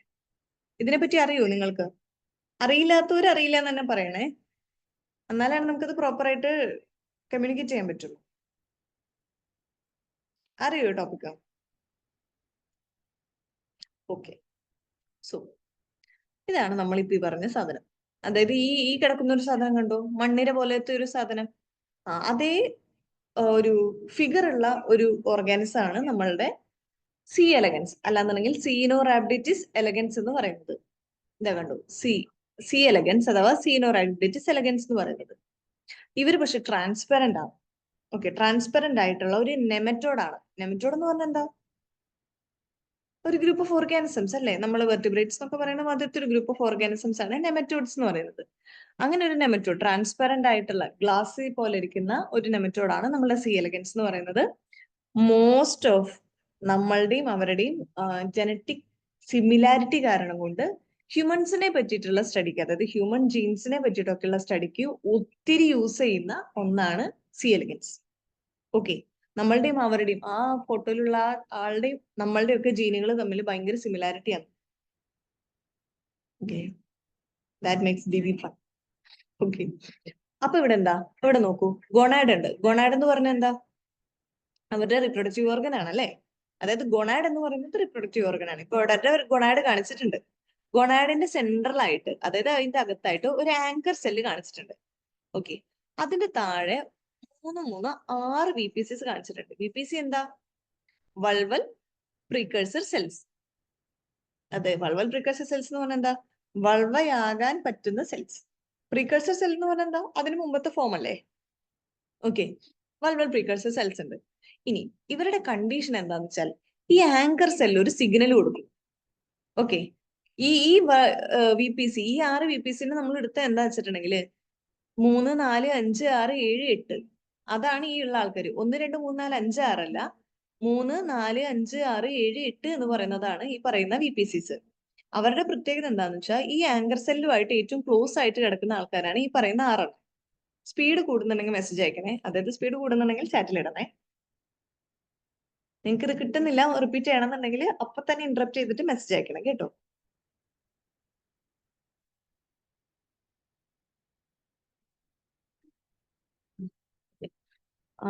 അപ്പൊ എന്താ, ഈ പറയുന്ന ആങ്കർ സെല്ലായിട്ട് ഏറ്റവും ക്ലോസ് ആയിട്ട് കിടക്കുന്ന VPCs ആണ് 3, 4, 5, 6, 7, 8. ഓക്കെ, അപ്പൊ ഈ ആങ്കർ സെല്ലിനോട് ഏറ്റവും ക്ലോസ് ആയിട്ട് കിടക്കുന്ന ഒരാളെന്ന് പറയുന്നത് P6P ആണ്. P6P എന്ന് പറഞ്ഞാൽ എന്താ? നമ്മളുടെ 6ാമത്തെ പ്രീകഴ്സർ എന്ന സെല്ലായിട്ടുള്ള അത്. അപ്പൊ ഇവരെന്താന്ന് വെച്ചിട്ടുണ്ടെങ്കിൽ ഇവർക്ക് 3 ഫേറ്റ് ആണുള്ളത്. ഒന്ന് പ്രൈമറി വൾവി ആവാം, സെക്കൻഡറി വൾവി ആവാം, ടെർഷറി വൾവി ആവാം. ഈ പ്രൈമറി, സെക്കൻഡറി, ടെർഷറി എന്ന് വെച്ചിട്ടുള്ളത് വൾവയാണ്, വൾവ. ഓക്കെ, കാരണം വൾവൽ ഫോർമേഷനെ പറ്റിയിട്ടാണ് നമ്മൾ പറയുന്നത്. ആങ്കർ സെല്ലിന്റെ കയ്യിൽ നിന്ന് സിഗ്നൽസ്, അതായത് ലിഗാൻസ് റിലീസ് ചെയ്യുന്നുണ്ട്. അങ്ങനെ റിലീസ് ചെയ്യുന്ന ലിഗാൻഡ് ഈ പറയുന്ന 6 പേരും, അവരിൽ ആരാണോ ഏറ്റവും കൂടുതൽ റിസീവ് ചെയ്യുന്നത് ആ ആള് പ്രൈമറി വൾവി ആവും. നെക്സ്റ്റ് കൂടുതൽ റിസീവ് ചെയ്യുന്ന ആൾക്കാർ സെക്കൻഡറി വാൾവി ആവും. ഏറ്റവും കുറച്ച് റിസീവ് ചെയ്യുന്ന ആൾക്കാർ, അല്ലാന്നുണ്ടെങ്കിൽ സിഗ്നൽ റിസീവേ ചെയ്യാത്ത ആൾക്കാർ ടെർഷ്യറി വാൾവി ആവും. ഓക്കെ, ആങ്കർ സെല്ല് റിസീവ് ചെയ്യുന്ന സിഗ്നൽ ഏറ്റവും കൂടുതൽ റിസീവ് ചെയ്യുന്ന ആൾ പ്രൈമറി ആവും. സെക്കൻഡ് ലാസ്റ്റ് റിസീവ് ചെയ്യുന്ന ആൾക്കാർ സെക്കൻഡറി ആവും. തീരെ റിസീവ് ചെയ്യാത്ത ആൾക്കാരും ഏറ്റവും കുറവ് റിസീവ് ചെയ്യുന്ന ആൾക്കാരും ടെർഷ്യറി വാൾവി ആവും. ഓക്കെ, ഇനി പ്രൈമറി വാൾവി ആവുന്ന ആൾക്കാര് സെക്കൻഡറി വാൾവിനെ ഇൻഹിബിറ്റ് ചെയ്യുന്നുണ്ട്. എന്തിന്? പ്രൈമറി വാൾവി ആവാതിരിക്കാനായിട്ട്. അതുപോലെ തന്നെ സെക്കൻഡറി വാൾവയും പ്രൈമറി വാൾവിയും അങ്ങോട്ടും ഇങ്ങോട്ടും അവരുടെ പൊസിഷൻ ആവാതിരിക്കാൻ വേണ്ടിയിട്ട് ഒരു ലാറ്ററൽ ഇൻഹിബിഷൻ നടക്കുന്നുണ്ട്. അതിനെ നമ്മൾ വിളിക്കുന്ന പേരാണ് ലാറ്ററൽ ഇൻഹിബിഷൻ. ഓക്കെ, നമ്മൾ എന്താ പറഞ്ഞേ? ഒരു ആങ്കർ സെല്ലുണ്ട്, അതായത് ഒരു ഗൊണാഡ് ഉണ്ട്, അതിനകത്ത് ആങ്കർ സെല്ലുണ്ട്. ഒരു 6 VPCനെ നമ്മൾ കൺസിഡർ ചെയ്യുന്നുണ്ട്. 3 തൊട്ട് 8 വരെയുള്ള 6 വൾവൽ പ്രീകഴ്സർ സെൽസ് ഉണ്ട്. ആങ്കർ സെൽസിന്റെ അകത്ത് ഏറ്റവും കൂടുതൽ സിഗ്നൽ റിസീവ് ചെയ്യുന്ന ആള് പ്രൈമറി, നെക്സ്റ്റ് സെക്കൻഡറി, ഏറ്റവും കുറവ് കിട്ടുന്ന ആളോ അല്ലെന്നുണ്ടെങ്കിൽ തീരെ കിട്ടാത്ത ആളോ ടെർഷ്യറി. ഈ ടെർഷ്യറി വാൾവിനെ തന്നെ നമ്മൾ ഹൈപ്പോഡെർമിസ് എന്നും പറയും. എന്താ പറയാ? ഹൈപ്പോഡെർമിസ് എന്നും പറയും. ഓക്കെ, അതാണ് ഈ നമ്മളുടെ വൾവൽ സെൽസിന്റെ 3 ഫേറ്റ് എന്ന് പറയുന്നത്. ഇനി ഈ 6 സെൽസിന്റെ പ്രത്യേകത നോക്കിയാൽ ഈ 6 പേരും ഈക്വിപോട്ടന്റ് ആണ്. അതായത് ഇപ്പൊ നോക്കൂ, ഇവിടെ ആങ്കർ സെല്ലുണ്ട്, P6Pയുടെ അടുത്താണ്. അപ്പൊ P6P എന്താവും? എന്ത് വള്ളിയോ? പ്രൈമറി വള്ളിയോ? ഇനിയിപ്പോ ആങ്കർ സെല്ല് P4Pയുടെ അടുത്താണ് ഇരിക്കുന്നതെന്നുണ്ടെങ്കിൽ, അല്ലാന്നുണ്ടെങ്കിൽ ഇതിന്റെ സിഗ്നല് ഏറ്റവും കൂടുതൽ കിട്ടുന്നത് P4Pക്ക് ആണെന്നുണ്ടെങ്കിൽ P4Pക്ക് പ്രൈമറി വൾവി ആവാൻ പറ്റും. അതായത് ഈ ഇരിക്കുന്ന 6 പേരും ഈക്വിപൊട്ടന്റ് ആയിട്ടുള്ള സെൽസ് ആണ്. ഒരേ പൊട്ടൻസി ഉള്ള സെൽസ് ആണ്. ഈക്വിപൊട്ടൻസ് എന്ന് പറഞ്ഞാൽ എന്താ? ഒരേ പൊട്ടൻസി ഉള്ള സെൽസ് ആണ്. അവർക്ക് 6 പേർക്കും ഒരേപോലെ സിഗ്നലിനോട് റെസ്പോണ്ട് ചെയ്യാനായിട്ട് പറ്റും. ക്ലിയർ ആണോ? ഇത്ര വരെ ക്ലിയർ ആണോ? ഓക്കെ, ഇനി anchor cell signal activates vulval genes ആണ്. ഇവിടെ P6Pയുടെ അകത്തുനിന്ന് നമ്മൾക്ക് ഏതൊക്കെ സിഗ്നൽസ് ആണ് വരിക നോക്കാം. ഓക്കെ, അപ്പൊ ടെർഷ്യറി വൾവയുടെ വേറെ പേരെന്താ പറഞ്ഞേ? അത് ഓർമ്മയുണ്ടോ നോക്കട്ടെ. ടെർഷ്യറി വൾവയുടെ വേറെ പേര്?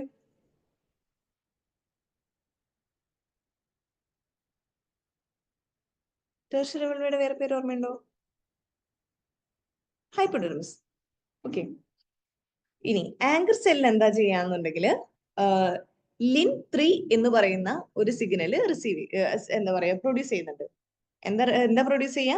LIN3 എന്ന് പറയുന്ന ഒരു സിഗ്നല് ആങ്കർ സെൽസ് പ്രൊഡ്യൂസ് ചെയ്യും. ഇവിടുന്ന് നമ്മുടെ ആങ്കർ സെല്ലിന്റെ അകത്തുനിന്ന് LIN3 എന്ന് പറയുന്ന ഒരു സിഗ്നൽ പ്രൊഡ്യൂസ് ചെയ്യുന്നുണ്ടെങ്കിൽ അതിനൊരു റിസപ്റ്റർ വൾവയിൽ വേണ്ടേ? അതായത് ഒരു സിഗ്നൽ പ്രൊഡ്യൂസ് ചെയ്യുകയാണെന്നുണ്ടെങ്കിൽ അതിനൊരു റിസപ്റ്റർ ഉണ്ടെങ്കിൽ അല്ലേ സിഗ്നലും റിസപ്റ്ററും തമ്മിലുള്ള ഒരു ബൈൻഡിങ് നടന്നാലല്ലേ അവിടെ ഒരു ആക്ഷൻ ഉണ്ടാവുള്ളൂ. ഓക്കെ, അപ്പോ ആങ്കർ സെല്ല് ഇതാ പ്രൊഡ്യൂസ് ചെയ്യണം. നോക്കൂ, LIN3 പ്രൊഡ്യൂസ് ചെയ്യുന്നത് കണ്ടോ? ആങ്കർ സെല്ല് LIN3 പ്രൊഡ്യൂസ് ചെയ്യുമ്പോൾ VPCയില് LIN3യുടെ റിസപ്റ്റർ ആയിട്ടുള്ള ആൾക്കാരാണ് LET23.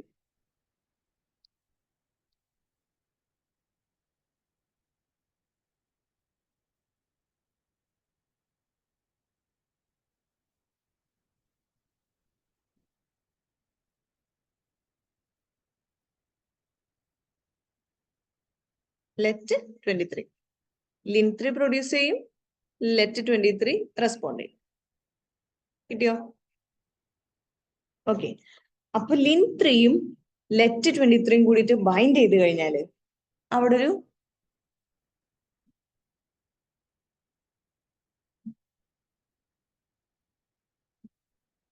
RTK പാത്വേ ആക്ടിവേറ്റ് ആവുന്നുണ്ട്. ആങ്കർ സെല്ല് പ്രൊഡ്യൂസ് ചെയ്യുന്ന LIN3യും VPCകളുടെ അകത്തുള്ള LET23യും ബൈൻഡിങ് നടന്നു കഴിയുമ്പോൾ അവിടെ ഒരു RTK പാത്വേ ആക്ടിവേറ്റ് ആവുന്നുണ്ട്. RTK എന്നൊക്കെ പറഞ്ഞ് കേട്ടിട്ടുണ്ടോ? RTK pathway, notch delta pathway എന്നൊക്കെ പറയുന്ന കുറെ സിഗ്നലിംഗ് പാത്വേസ് ആണ്. ഓക്കെ, കേട്ടിട്ടുണ്ടോ അതൊക്കെ? കുഴപ്പമില്ല, ഇപ്പൊ ജസ്റ്റ് ഒന്ന് കേട്ടു പോവാം. അതായത് ഫുൾ സ്റ്റേറ്റ്മെന്റ് നമ്മൾ പറയണു, നമുക്കത് മാക്സിമം മനസ്സിലാവുന്ന പോലെ നോക്കാം.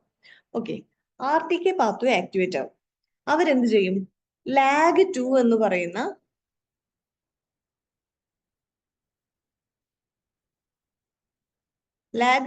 പറയുന്ന ഒരു എന്താ പറയാ ഒരു സിഗ്നൽ അല്ലാന്നുണ്ടെങ്കിൽ ഒരു ഇത് എക്സ്പ്രസ് ചെയ്യും lag2നെ. ലിൻ 3 പ്രൊഡ്യൂസ് ചെയ്തു, ലെറ്റ് 23 ആയിട്ട് ബൈൻഡ് ചെയ്തു, RTK പാത്ത് വഴി ലാഗ് 2 എക്സ്പ്രസ് ആയി. ലാഗ് 2 എന്ത് ചെയ്യും? ഇവിടെ എവിടെയെങ്കിലും ലിൻ 31 കാണുന്നുണ്ടോ? 6p primary. ഓക്കെ, ഇവിടെയാണ് വരിക.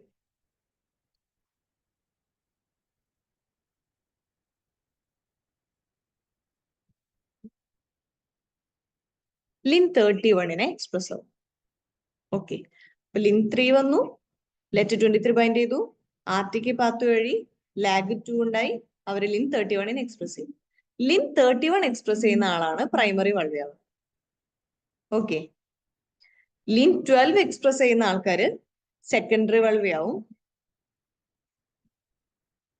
15 എക്സ്പ്രസ് ചെയ്യുന്ന ആൾക്കാര് ടെർഷറി വൾവയാവും. ലിൻ 15 എക്സ്പ്രസ് ചെയ്യുന്ന ആൾക്കാര്.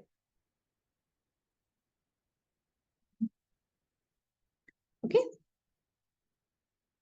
ലിൻ 31 എക്സ്പ്രസ് ചെയ്യുന്ന ആൾക്കാര് പ്രൈമറി വൾവയാവും. ലിൻ 12 എക്സ്പ്രസ് ചെയ്യുന്ന ആൾക്കാര് സെക്കൻഡറി വൾവയാവും. ലിൻ 15 എക്സ്പ്രസ് ചെയ്യുന്ന ആൾക്കാര് ടെർഷറി വൾവയാവും. കിട്ടിയോ? ക്ലിയർ ആണോ?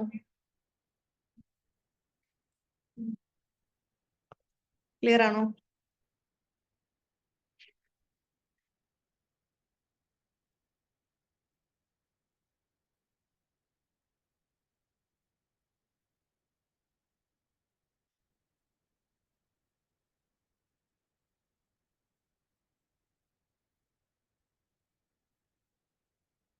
നിങ്ങൾക്ക് ഈ ക്ലാസ്സിന്റെ PPTs കിട്ടുന്നില്ലേ? ക്ലാസ്സിന്റെ PPTs നിങ്ങൾക്ക് കിട്ടുന്നില്ലേ?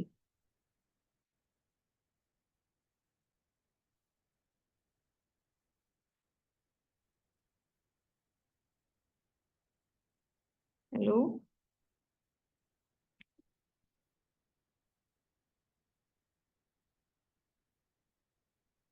ഓക്കെ, കണ്ടിന്യൂ ചെയ്യാം. ഓക്കെ, പ്രൈമറി വൾവ എന്ന് പറയുമ്പോൾ ലിൻ 31 എക്സ്പ്രസ് ചെയ്യുന്ന ആൾക്കാരാണല്ലോ. അവരിൽ തന്നെ ലിൻ 12ഉം ലിൻ 15ഉം എക്സ്പ്രസ് ആവാതിരിക്കാൻ നോക്കും. അതാണ് നേരത്തെ നമ്മൾ പറഞ്ഞത് നമ്മുടെ ലാറ്ററൽ ഇൻഹിബിഷനിൽ വരുന്നത്. ഓക്കെ, അതായത് പ്രൈമറി വൾവി ആയിട്ടുള്ള ആൾക്കാർക്ക് 12ഉം 15ഉം എക്സ്പ്രസ് ചെയ്യാതിരിക്കാൻ അവർ നോക്കും. 12 എക്സ്പ്രസ് ചെയ്ത് സെക്കൻഡറി ആയിട്ടുള്ള ആൾക്കാർ 31നെയും 15നെയും ഇൻഹിബിറ്റ് ചെയ്യും. ടേർഷ്യറി ആയിട്ട് 15 എക്സ്പ്രസ് ചെയ്യുന്ന ആൾക്കാർ 12നെയും 31നെയും എന്താ പറയുന്നത്, എക്സ്പ്രസ് ചെയ്യും. എക്സ്പ്രസ് ചെയ്യാതെ ഇൻഹിബിറ്റ് ചെയ്യും. ക്ലിയർ അല്ലേ? ഇത് അത്യാവശ്യം ഇമ്പോർട്ടന്റ് ആയിട്ടുള്ള ഒരു പോർഷൻ, അതായത് ഓൾമോസ്റ്റ് എല്ലാ ക്വസ്റ്റ്യൻ പേപ്പറിലും വരുന്ന ഒരു പോർഷൻ ആണ് നമ്മുടെ വൾവൽ ഡെവലപ്മെന്റ് എന്ന് പറയുന്നത്. ഓക്കെ, ഇനി ഇപ്പൊ നമ്മൾ പറഞ്ഞു അത്രയും എന്താ പറഞ്ഞ നമ്മളിപ്പോ പറഞ്ഞ ഡീറ്റെയിൽസ് എല്ലാം നമുക്കിപ്പോ ഇത് കണ്ടോ, ഇത് വായിച്ചു നോക്കിയാൽ മതി. ഇപ്പൊ ഈ പറഞ്ഞ കാര്യങ്ങൾ തന്നെയാണ് ഈ ഫിഗറിനെ എക്സ്പ്ലെയിൻ വെച്ചിട്ടുണ്ടെന്നുള്ളത്. ഫിഗർ എന്ന് പറയുന്നത് എന്താണ്? ഇത് അവിടെ വെച്ചിട്ടുണ്ട്. Location of the gonad, anchor cell, VPCs in the second instar larva. ഇവിടെ ബി എന്ന് പറയുന്നത് എന്തൊക്കെയാന്ന് പറഞ്ഞിട്ടുണ്ട്. ബിയും സി എന്ന് പറയുന്നത് relationship of the anchor cell to 6 VPCs and their subsequent lineages. Okay, ഇപ്പൊ നമ്മൾ പറഞ്ഞതെല്ലാം തന്നെ എഴുതി വെച്ചിട്ടുണ്ടെന്നുള്ളതേ ഉള്ളൂ. ഓക്കെ, ലിൻ 3 വന്നിട്ടുണ്ട്, ലിൻ 12 വന്നിട്ടുണ്ട്. ഓക്കെ, ഇവിടെ ഒരു സിഗ്നലിംഗ് വഴിയിട്ടാണ് ഇപ്പൊ നമ്മൾ RTK സിഗ്നലിംഗ് എന്ന് പറഞ്ഞു, അതേപോലെ നോച്ച് ഡെൽറ്റ സിഗ്നലിംഗ് ഉണ്ട്. അങ്ങനെ ഒത്തിരി സിഗ്നലിംഗ് വഴിയിട്ടാണ് നടക്കുന്നുണ്ടാവുക. ഓക്കെ, ഇനി the 6 VPCs influenced by the AC form an equivalence group. AC എന്താ? ആങ്കർ സെൽ കേട്ടോ. അതായത് ഈ 6 VPC ആങ്കർ സെൽ ഇൻഫ്ലുവൻസ് ചെയ്തിട്ടുള്ള ഈ 6 എന്താ പറയുന്നത് VPC എന്ന് പറയുന്നത് ഒരു ഇക്വാലൻസ് ഗ്രൂപ്പ് ആണ്. ഇക്വാലൻസ് ഗ്രൂപ്പിനാണ് നമ്മൾ നേരത്തെ ഇക്വിപൊട്ടൻസ് എന്ന് പറഞ്ഞത്. അതായത് സെയിം പൊട്ടൻസി, ഇവർക്ക് എല്ലാവർക്കും ഒരേപോലത്തെ പൊട്ടൻസി ഉള്ളതിനെയാണ് നമ്മൾ ഇക്വാലൻസ് ഗ്രൂപ്പ് എന്ന് പറയുന്നത്, അതായത് ഇക്വിപൊട്ടൻസ് എന്ന് പറയുന്നത്. Each member of this group is competent to become an induced by the AC and can assume any of the 3 fates depending on its proximity to the AC. നേരത്തെ പറഞ്ഞത് clear ആയിരുന്നില്ലേ? AC ആയിട്ട് ഏറ്റവും അടുത്ത് നിൽക്കുന്ന ആൾക്കാർ എന്താവും? പ്രൈമറി ആവും. കുറച്ചും കൂടെ ഡിസ്റ്റൻസിൽ നിൽക്കുന്ന, അതായത് അടുത്ത് നിൽക്കുക എന്ന് പറയുന്നത് ഏറ്റവും കൂടുതൽ അവരിൽ നിന്ന് സിഗ്നൽ റിസീവ് ചെയ്യുക എന്നുള്ള അർത്ഥത്തിൽ തന്നെയാണ്. സെക്കൻഡറി ആവും, ഏറ്റവും ദൂരത്തിലുള്ളത് ഹൈപ്പോഡെർമിസ് അല്ലെങ്കിൽ ടെർഷ്യറി ആവും. The 2 cells flanking that central cell divides to become the lateral vulvar cells. ഇപ്പൊ നമ്മൾ സെക്കൻഡറി എന്ന് പറഞ്ഞില്ലേ, അവിടെ സെക്കൻഡറി പറഞ്ഞില്ലേ, സെക്കൻഡറി അവരെയാണ് നമ്മൾ ലാറ്ററൽ, അതായത് നമ്മൾ പ്രൈമറി ആണല്ലോ മെയിൻ എന്ന് പറയുമ്പോൾ അവർ രണ്ട് സൈഡിൽ ഇരിക്കുന്ന ആൾക്കാർ ലാറ്ററൽ. സെക്കൻഡറി തന്നെയാണ് നമ്മൾ ലാറ്ററൽ എന്ന് വിളിക്കുക.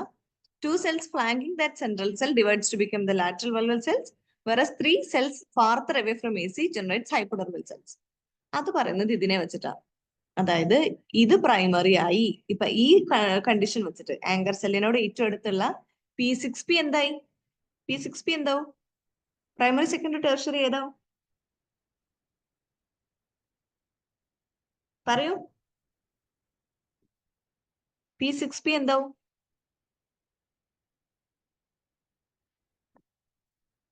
സെൻട്രൽ, അതായത് പ്രൈമറി വാൾവ്.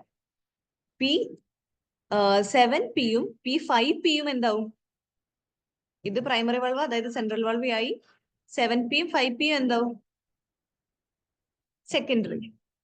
ബാക്കിയുള്ള 3 സെല്ല് 4ഉം 3യും 8ഉം അവരാണ് ഹൈപ്പോഡെർമിസ് അല്ലെങ്കിൽ ടെർഷ്യറി ആവുന്നത്. അതായത് ഒറ്റ സെൻട്രൽ വാൾവ, 2 ലാറ്ററൽ വാൾവ, ബാക്കിയുള്ളതെല്ലാം ടെർഷ്യറി വാൾവ അല്ലെങ്കിൽ ഹൈപ്പോഡെർമിസ്. അതാണ് അതിന്റെ കണക്ക് കേട്ടോ. കാരണം ആങ്കർ സെല്ലിൽ നിന്ന് സിഗ്നൽ റിസീവ് ചെയ്ത് പ്രൈമറി ആവുന്ന ആളാണ് മെയിൻ ആയിട്ട് വൾവൽ ഓപ്പണിംഗ് ആവുന്നത്. നോക്കൂ, ഇവിടെ ഓപ്പണിംഗ് കണ്ടു. വൾവൽ ഓപ്പണിംഗ് എന്ന് പറയുന്നത് ഇവരുടെ ഗൊണാഡ്സ് നിന്ന് പ്രൊഡ്യൂസ് ചെയ്യുന്നതെല്ലാം റിലീസ് ചെയ്യാൻ വേണ്ടിയിട്ടുള്ള വൾവൽ ഓപ്പണിംഗ് ആണ്. അത് ഒരെണ്ണല്ലേ വേണ്ടുള്ളൂ. ഓക്കെ, അപ്പൊ ആ ഒരു ഓപ്പണിംഗ് ഒന്ന് ഉണ്ടായി കഴിഞ്ഞു കഴിയുമ്പോൾ അത് ബാക്കി, അതുകൊണ്ടാണ് നമുക്ക് ലാറ്ററൽ ഇൻഹിബിഷൻ വരുന്നത്. സെക്കൻഡറിനെ പ്രൈമറി ആക്കാതിരിക്കാൻ നോക്കുന്നത് അത് അത്ര ഇമ്പോർട്ടന്റ് ആയിട്ടുള്ള ഒരു ഓർഗൻ ഡെവലപ്മെന്റ് ആയ കാരണം കൊണ്ടാണ് കേട്ടോ. ഓക്കെ, അപ്പൊ ബാക്കി എസിയുടെ അകത്തുനിന്ന് ദൂരെയുള്ള എല്ലാവരും ഹൈപ്പോഡെർമൽ സെൽസ് ആയി. അപ്പൊ ആങ്കർ സെല്ല് ഡിസ്ട്രോയ് ചെയ്ത് എന്ത് പറ്റും? ഇവിടെ ആങ്കർ സെല്ലിനെ ഞാൻ മുറിച്ചു കളയും. അപ്പൊ എന്ത് സംഭവിക്കും? When anchor cell is destroyed, all 6 cells of the equivalence group divide once and contribute to the hypodermal tissue. കാരണം ഹൈപ്പോഡെർമൽ ടിഷ്യൂന് എന്താ? ലെസ് സിഗ്നൽ അല്ലെങ്കിൽ നോ സിഗ്നൽ രണ്ടാണെങ്കിൽ ഒരു ഹൈപ്പോഡെർമൽ ടിഷ്യൂ ഇനി ഉണ്ടാവുക അല്ലേ? അപ്പോ ആങ്കർ സെല്ലിനെ കളഞ്ഞിട്ടുണ്ടെങ്കിൽ അവിടെ സിഗ്നലേ വരുന്നില്ല. അപ്പൊ പ്രൈമറി ആവാൻ പറ്റില്ല, സെക്കൻഡറി ആവാൻ പറ്റില്ല. പകരം എന്താവും? ടെർഷ്യറി സ്ട്രക്ചർ ആയിട്ടുള്ള ഹൈപ്പോഡെർമൽ ടിഷ്യൂ ഉണ്ടാവും. ഇനി ഇതിനകത്തുനിന്ന് 3 VPCനെ, ഇവിടെ നമുക്ക് 6 VPC ഉണ്ടല്ലോ, അതിൻ്റെ അകത്തുനിന്ന് ഈ 3 ഞാൻ എടുത്ത് കളഞ്ഞു വിചാരിക്കുക. ഈ 3 ഞാൻ എടുത്ത് കളഞ്ഞാല് ഒരു പ്രൈമറി, ഒരു സെക്കൻഡറി, ഒരു ടെർഷ്യറി ഉണ്ടാവും. ഓക്കെ, 3 ഔട്ടർ സെൽസിനെ ഡിസ്ട്രോയ് ചെയ്ത് കഴിഞ്ഞിട്ടുണ്ടെങ്കിൽ which normally form hypodermis generate vulval cells instead. Okay, ഇനി നമ്മൾ സെൻട്രലിലാണെന്നുണ്ടെങ്കിൽ ഈ അറ്റത്തുനിന്ന് 3 പേര് തന്നെയാണ് കളഞ്ഞെന്നുണ്ടെങ്കിൽ എന്ത് സംഭവിക്കും? ഈ പ്രൈമറിക്കും സെക്കൻഡറി എല്ലാം സാധാരണ പോലെ തന്നെ ഉണ്ടാവും. ക്ലിയർ അല്ലേ? ഇനി ലിൻ3യുടെ കാര്യം നമ്മൾ പറഞ്ഞു നേരത്തെ. ലിൻ3 ആരാ സെക്രേറ്റ് ചെയ്യുന്നേ? ഓർമ്മയുണ്ടോ നോക്കട്ടെ. ലിൻ3 ആരാ സെക്രേറ്റ് ചെയ്യുന്നേ?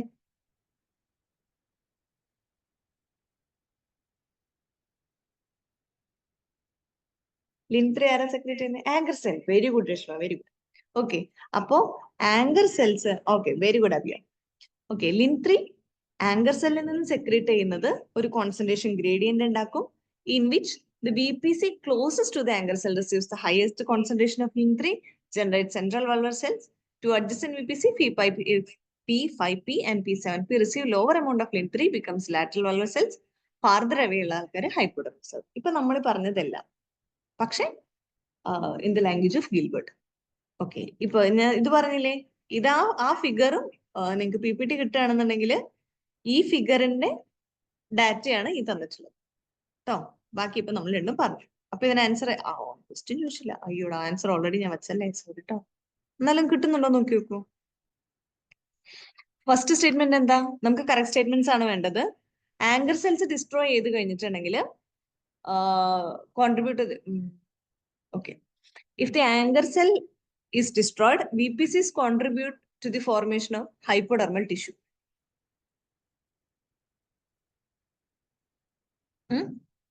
Second statement, if the 3 cells P5P to P7P are destroyed, the remaining cells can generate valval cells. അതിപ്പോ നമ്മൾ നേരത്തെ വായിച്ച സെയിം സ്റ്റേറ്റ്മെന്റ് അല്ലേ? 3 ഡിസ്ട്രോയ് ചെയ്തിട്ടുണ്ടെങ്കിൽ ബാക്കിയുള്ളവർക്ക് വൾവ ഉണ്ടാക്കാന്ന് നമ്മൾ പറഞ്ഞില്ലേ? ഓക്കെ, ഇനി ഫസ്റ്റ് സ്റ്റേറ്റ്മെന്റ് എന്താണെന്ന് മനസ്സിലായില്ലേ? ആങ്കർ സെൽ ഇല്ലാന്നുണ്ടെങ്കിൽ VPCs contribute to the formation of hypodermal tissue എന്ന് പറഞ്ഞു.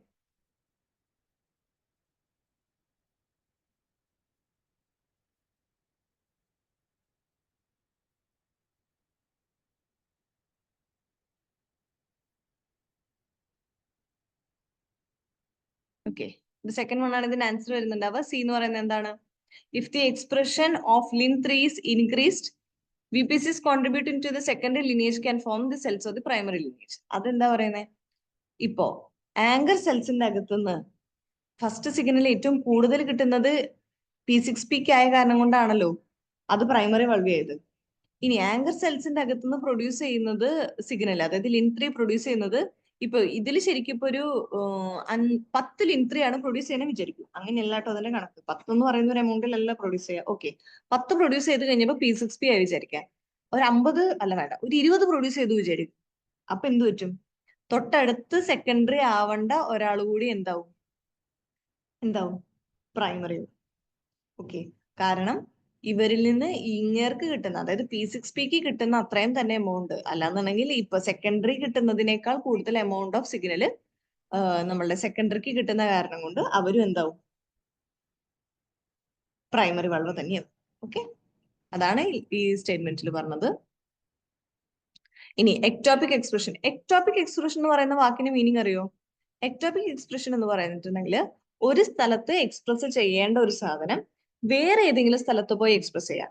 അതായത് ഇപ്പോ എന്റെ മുഖത്തിന്റെ സൈഡിൽ ഇരിക്കേണ്ട ചെവി എന്റെ കൈയുടെ സൈഡിൽ വന്നിരിക്കുകയാണെന്നുണ്ടെങ്കിൽ അതിനെയാണ് എക്ടോപിക് എക്സ്പ്രഷൻ എന്ന് പറയുന്നത്. അല്ലാന്നുണ്ടെങ്കിൽ മുഖത്തിരിക്കേണ്ട മൂക്ക് എന്റെ ഉള്ളം കയ്യിൽ വന്നിരിക്കുകയാണെന്നുണ്ടെങ്കിൽ അതിനെയാണ് എക്ടോപിക് എക്സ്പ്രഷൻ എന്ന് പറയാം. അതായത് നോർമലായിട്ട് എവിടെയാണോ കാണേണ്ടത് അവിടെ അല്ലാത്ത വേറൊരു സ്ഥലത്ത് എക്സ്പ്രസ് ചെയ്യുന്നതിനെയാണ് നമ്മൾ എക്ടോപിക് എക്സ്പ്രഷൻ എന്ന് പറയുന്നത്. ഓക്കെ, അപ്പോ ectopic expression of let 23 in P5P, P7P, VPCs converts them to primary cell lineage. അല്ലല്ലോ, വേറെ സ്ഥലത്ത് വന്നിരിക്കുകയാണെന്നുണ്ടെങ്കിൽ അത് പ്രൈമറി ആവില്ലല്ലോ. ഓക്കെ, ക്ലിയർ അല്ലേ? ഈ ക്വസ്റ്റ്യൻ ഒന്ന് ആൻസർ ചെയ്യൂ. സെയിം ടോപ്പിക് ആണ്, സെയിം ക്വസ്റ്റ്യനും ആണ്. ഇത് ആൻസർ ചെയ്താൽ നിങ്ങൾക്ക് നേരത്തെ പറഞ്ഞ കോൺസെപ്റ്റ് കിട്ടിയെന്ന് നമുക്ക് ഉറപ്പിക്കാം. ഒന്ന് നോക്കൂ, ആൻസർ ചെയ്യാൻ പറ്റുന്നുണ്ടോന്ന്.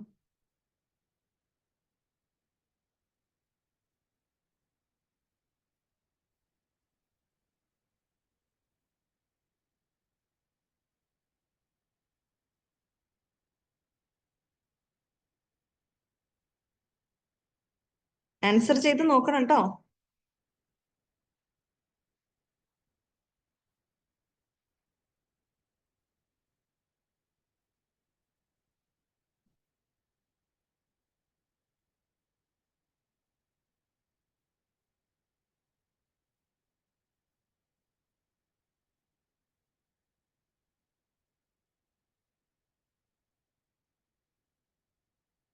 ആൻസർ ചെയ്ത് നോക്കണേ.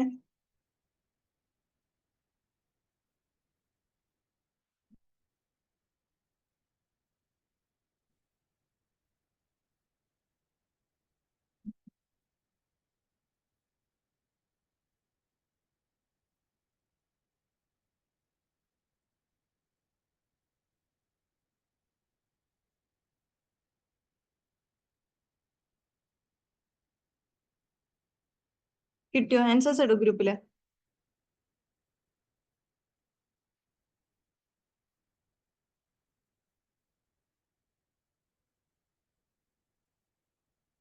ആൻസേഴ്സ് ഇടൂ ഗ്രൂപ്പില്.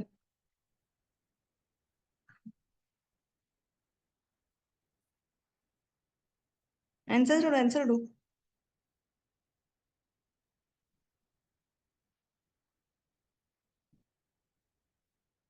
ഒന്ന് കണക്ട് ചെയ്ത് നോക്കൂ.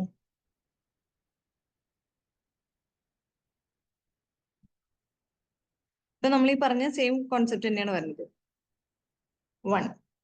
Very good, very good, very good, very good. അപ്പൊ നിങ്ങൾക്ക് ഈ കോൺസെപ്റ്റ് ക്ലിയർ ആയെന്നാണ് 1 ആൻസർ പറഞ്ഞെന്നുണ്ടെങ്കിൽ അതിന്റെ അർത്ഥം. ഓക്കെ, ഇനിയിപ്പോ ഞാനത് എക്സ്പ്ലെയിൻ ചെയ്യണ്ടല്ലോ. ഈ പറഞ്ഞ സെയിം സാധനത്തിന്റെ ഗ്രാഫിക്കൽ റെപ്രസെന്റേഷൻ ആണ്. ഇനി നമ്മൾ നേരത്തെ ചെയ്ത ക്വസ്റ്റ്യൻ ഇല്ലേ, ഇതിലെ ഫസ്റ്റ് സ്റ്റേറ്റ്മെന്റ് ഒന്ന് വായിച്ചു നോക്കൂ. If anchor cell is destroyed, the VPCs contribute to the formation of hypodermal tissue. അത് ശരിയാണോ തെറ്റാണോ? അതായത് ആങ്കർ സെൽ ഇല്ല എന്നുണ്ടെങ്കിൽ VPCs എല്ലാവരും കൂടിയിട്ട് എന്ത് ചെയ്യും? ഹൈപ്പോഡെർമൽ ടിഷ്യൂ ആവും എന്നാണ് പറഞ്ഞത്. ആ സ്റ്റേറ്റ്മെന്റ് ശരിയാണോ തെറ്റാണോ? ആ സ്റ്റേറ്റ്മെന്റ് ശരിയാണോ തെറ്റാണോ?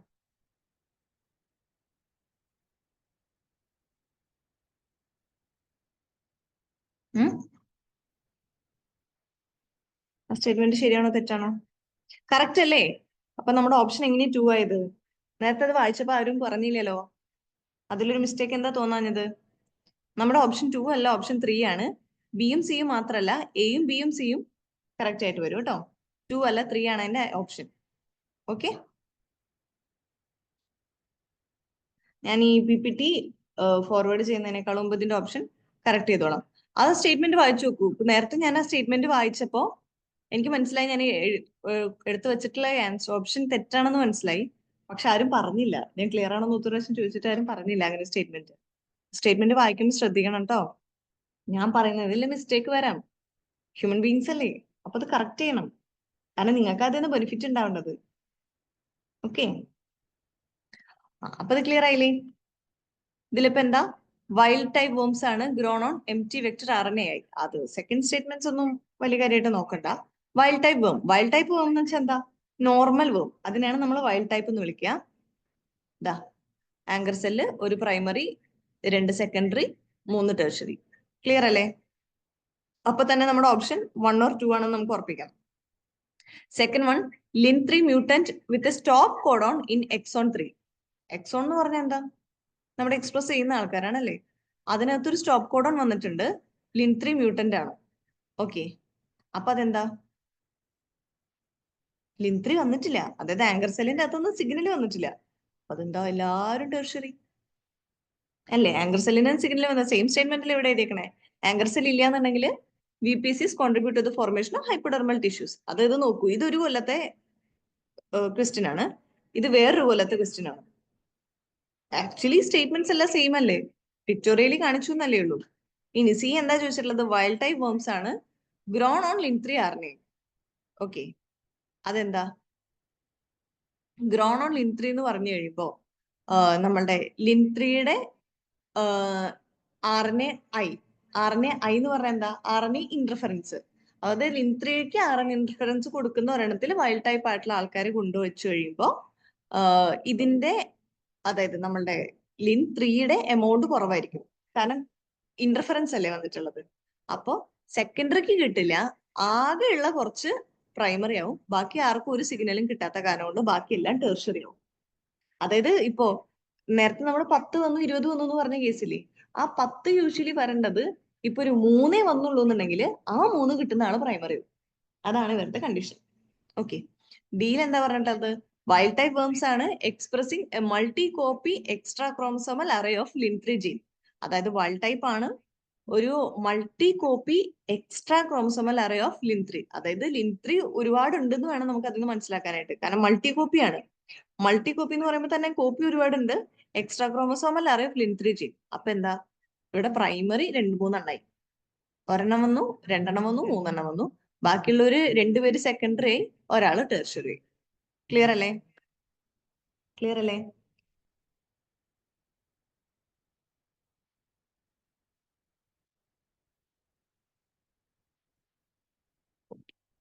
എന്തെങ്കിലും ഡൗട്ട് ഉണ്ടോ? ഡൗട്ട് ഉണ്ടെങ്കിൽ ഇപ്പൊ ചോദിച്ചോളൂ കേട്ടോ. നമ്മളുടെ സി എലഗൻസിന്റെ വൾവ ഫോർമേഷൻ മിക്കപ്പോഴും മിക്കപ്പോഴും നല്ല, ആക്ച്വലി ഭയങ്കര ഇമ്പോർട്ടന്റ് ആയിട്ടുള്ള ടോപ്പിക് ആണ്.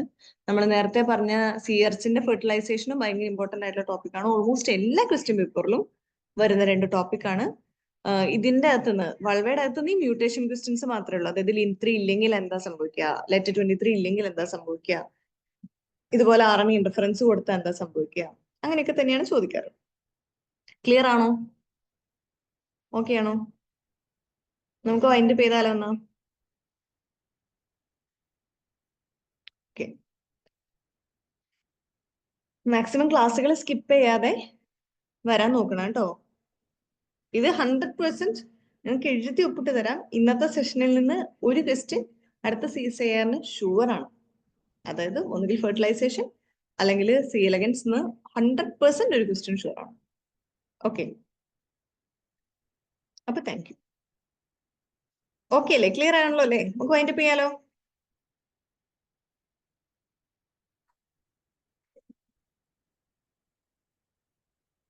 വൈൻഡപ്പ് ചെയ്യാലോ. ആർക്കെങ്കിലും ചോദിക്കാണ്ടോ?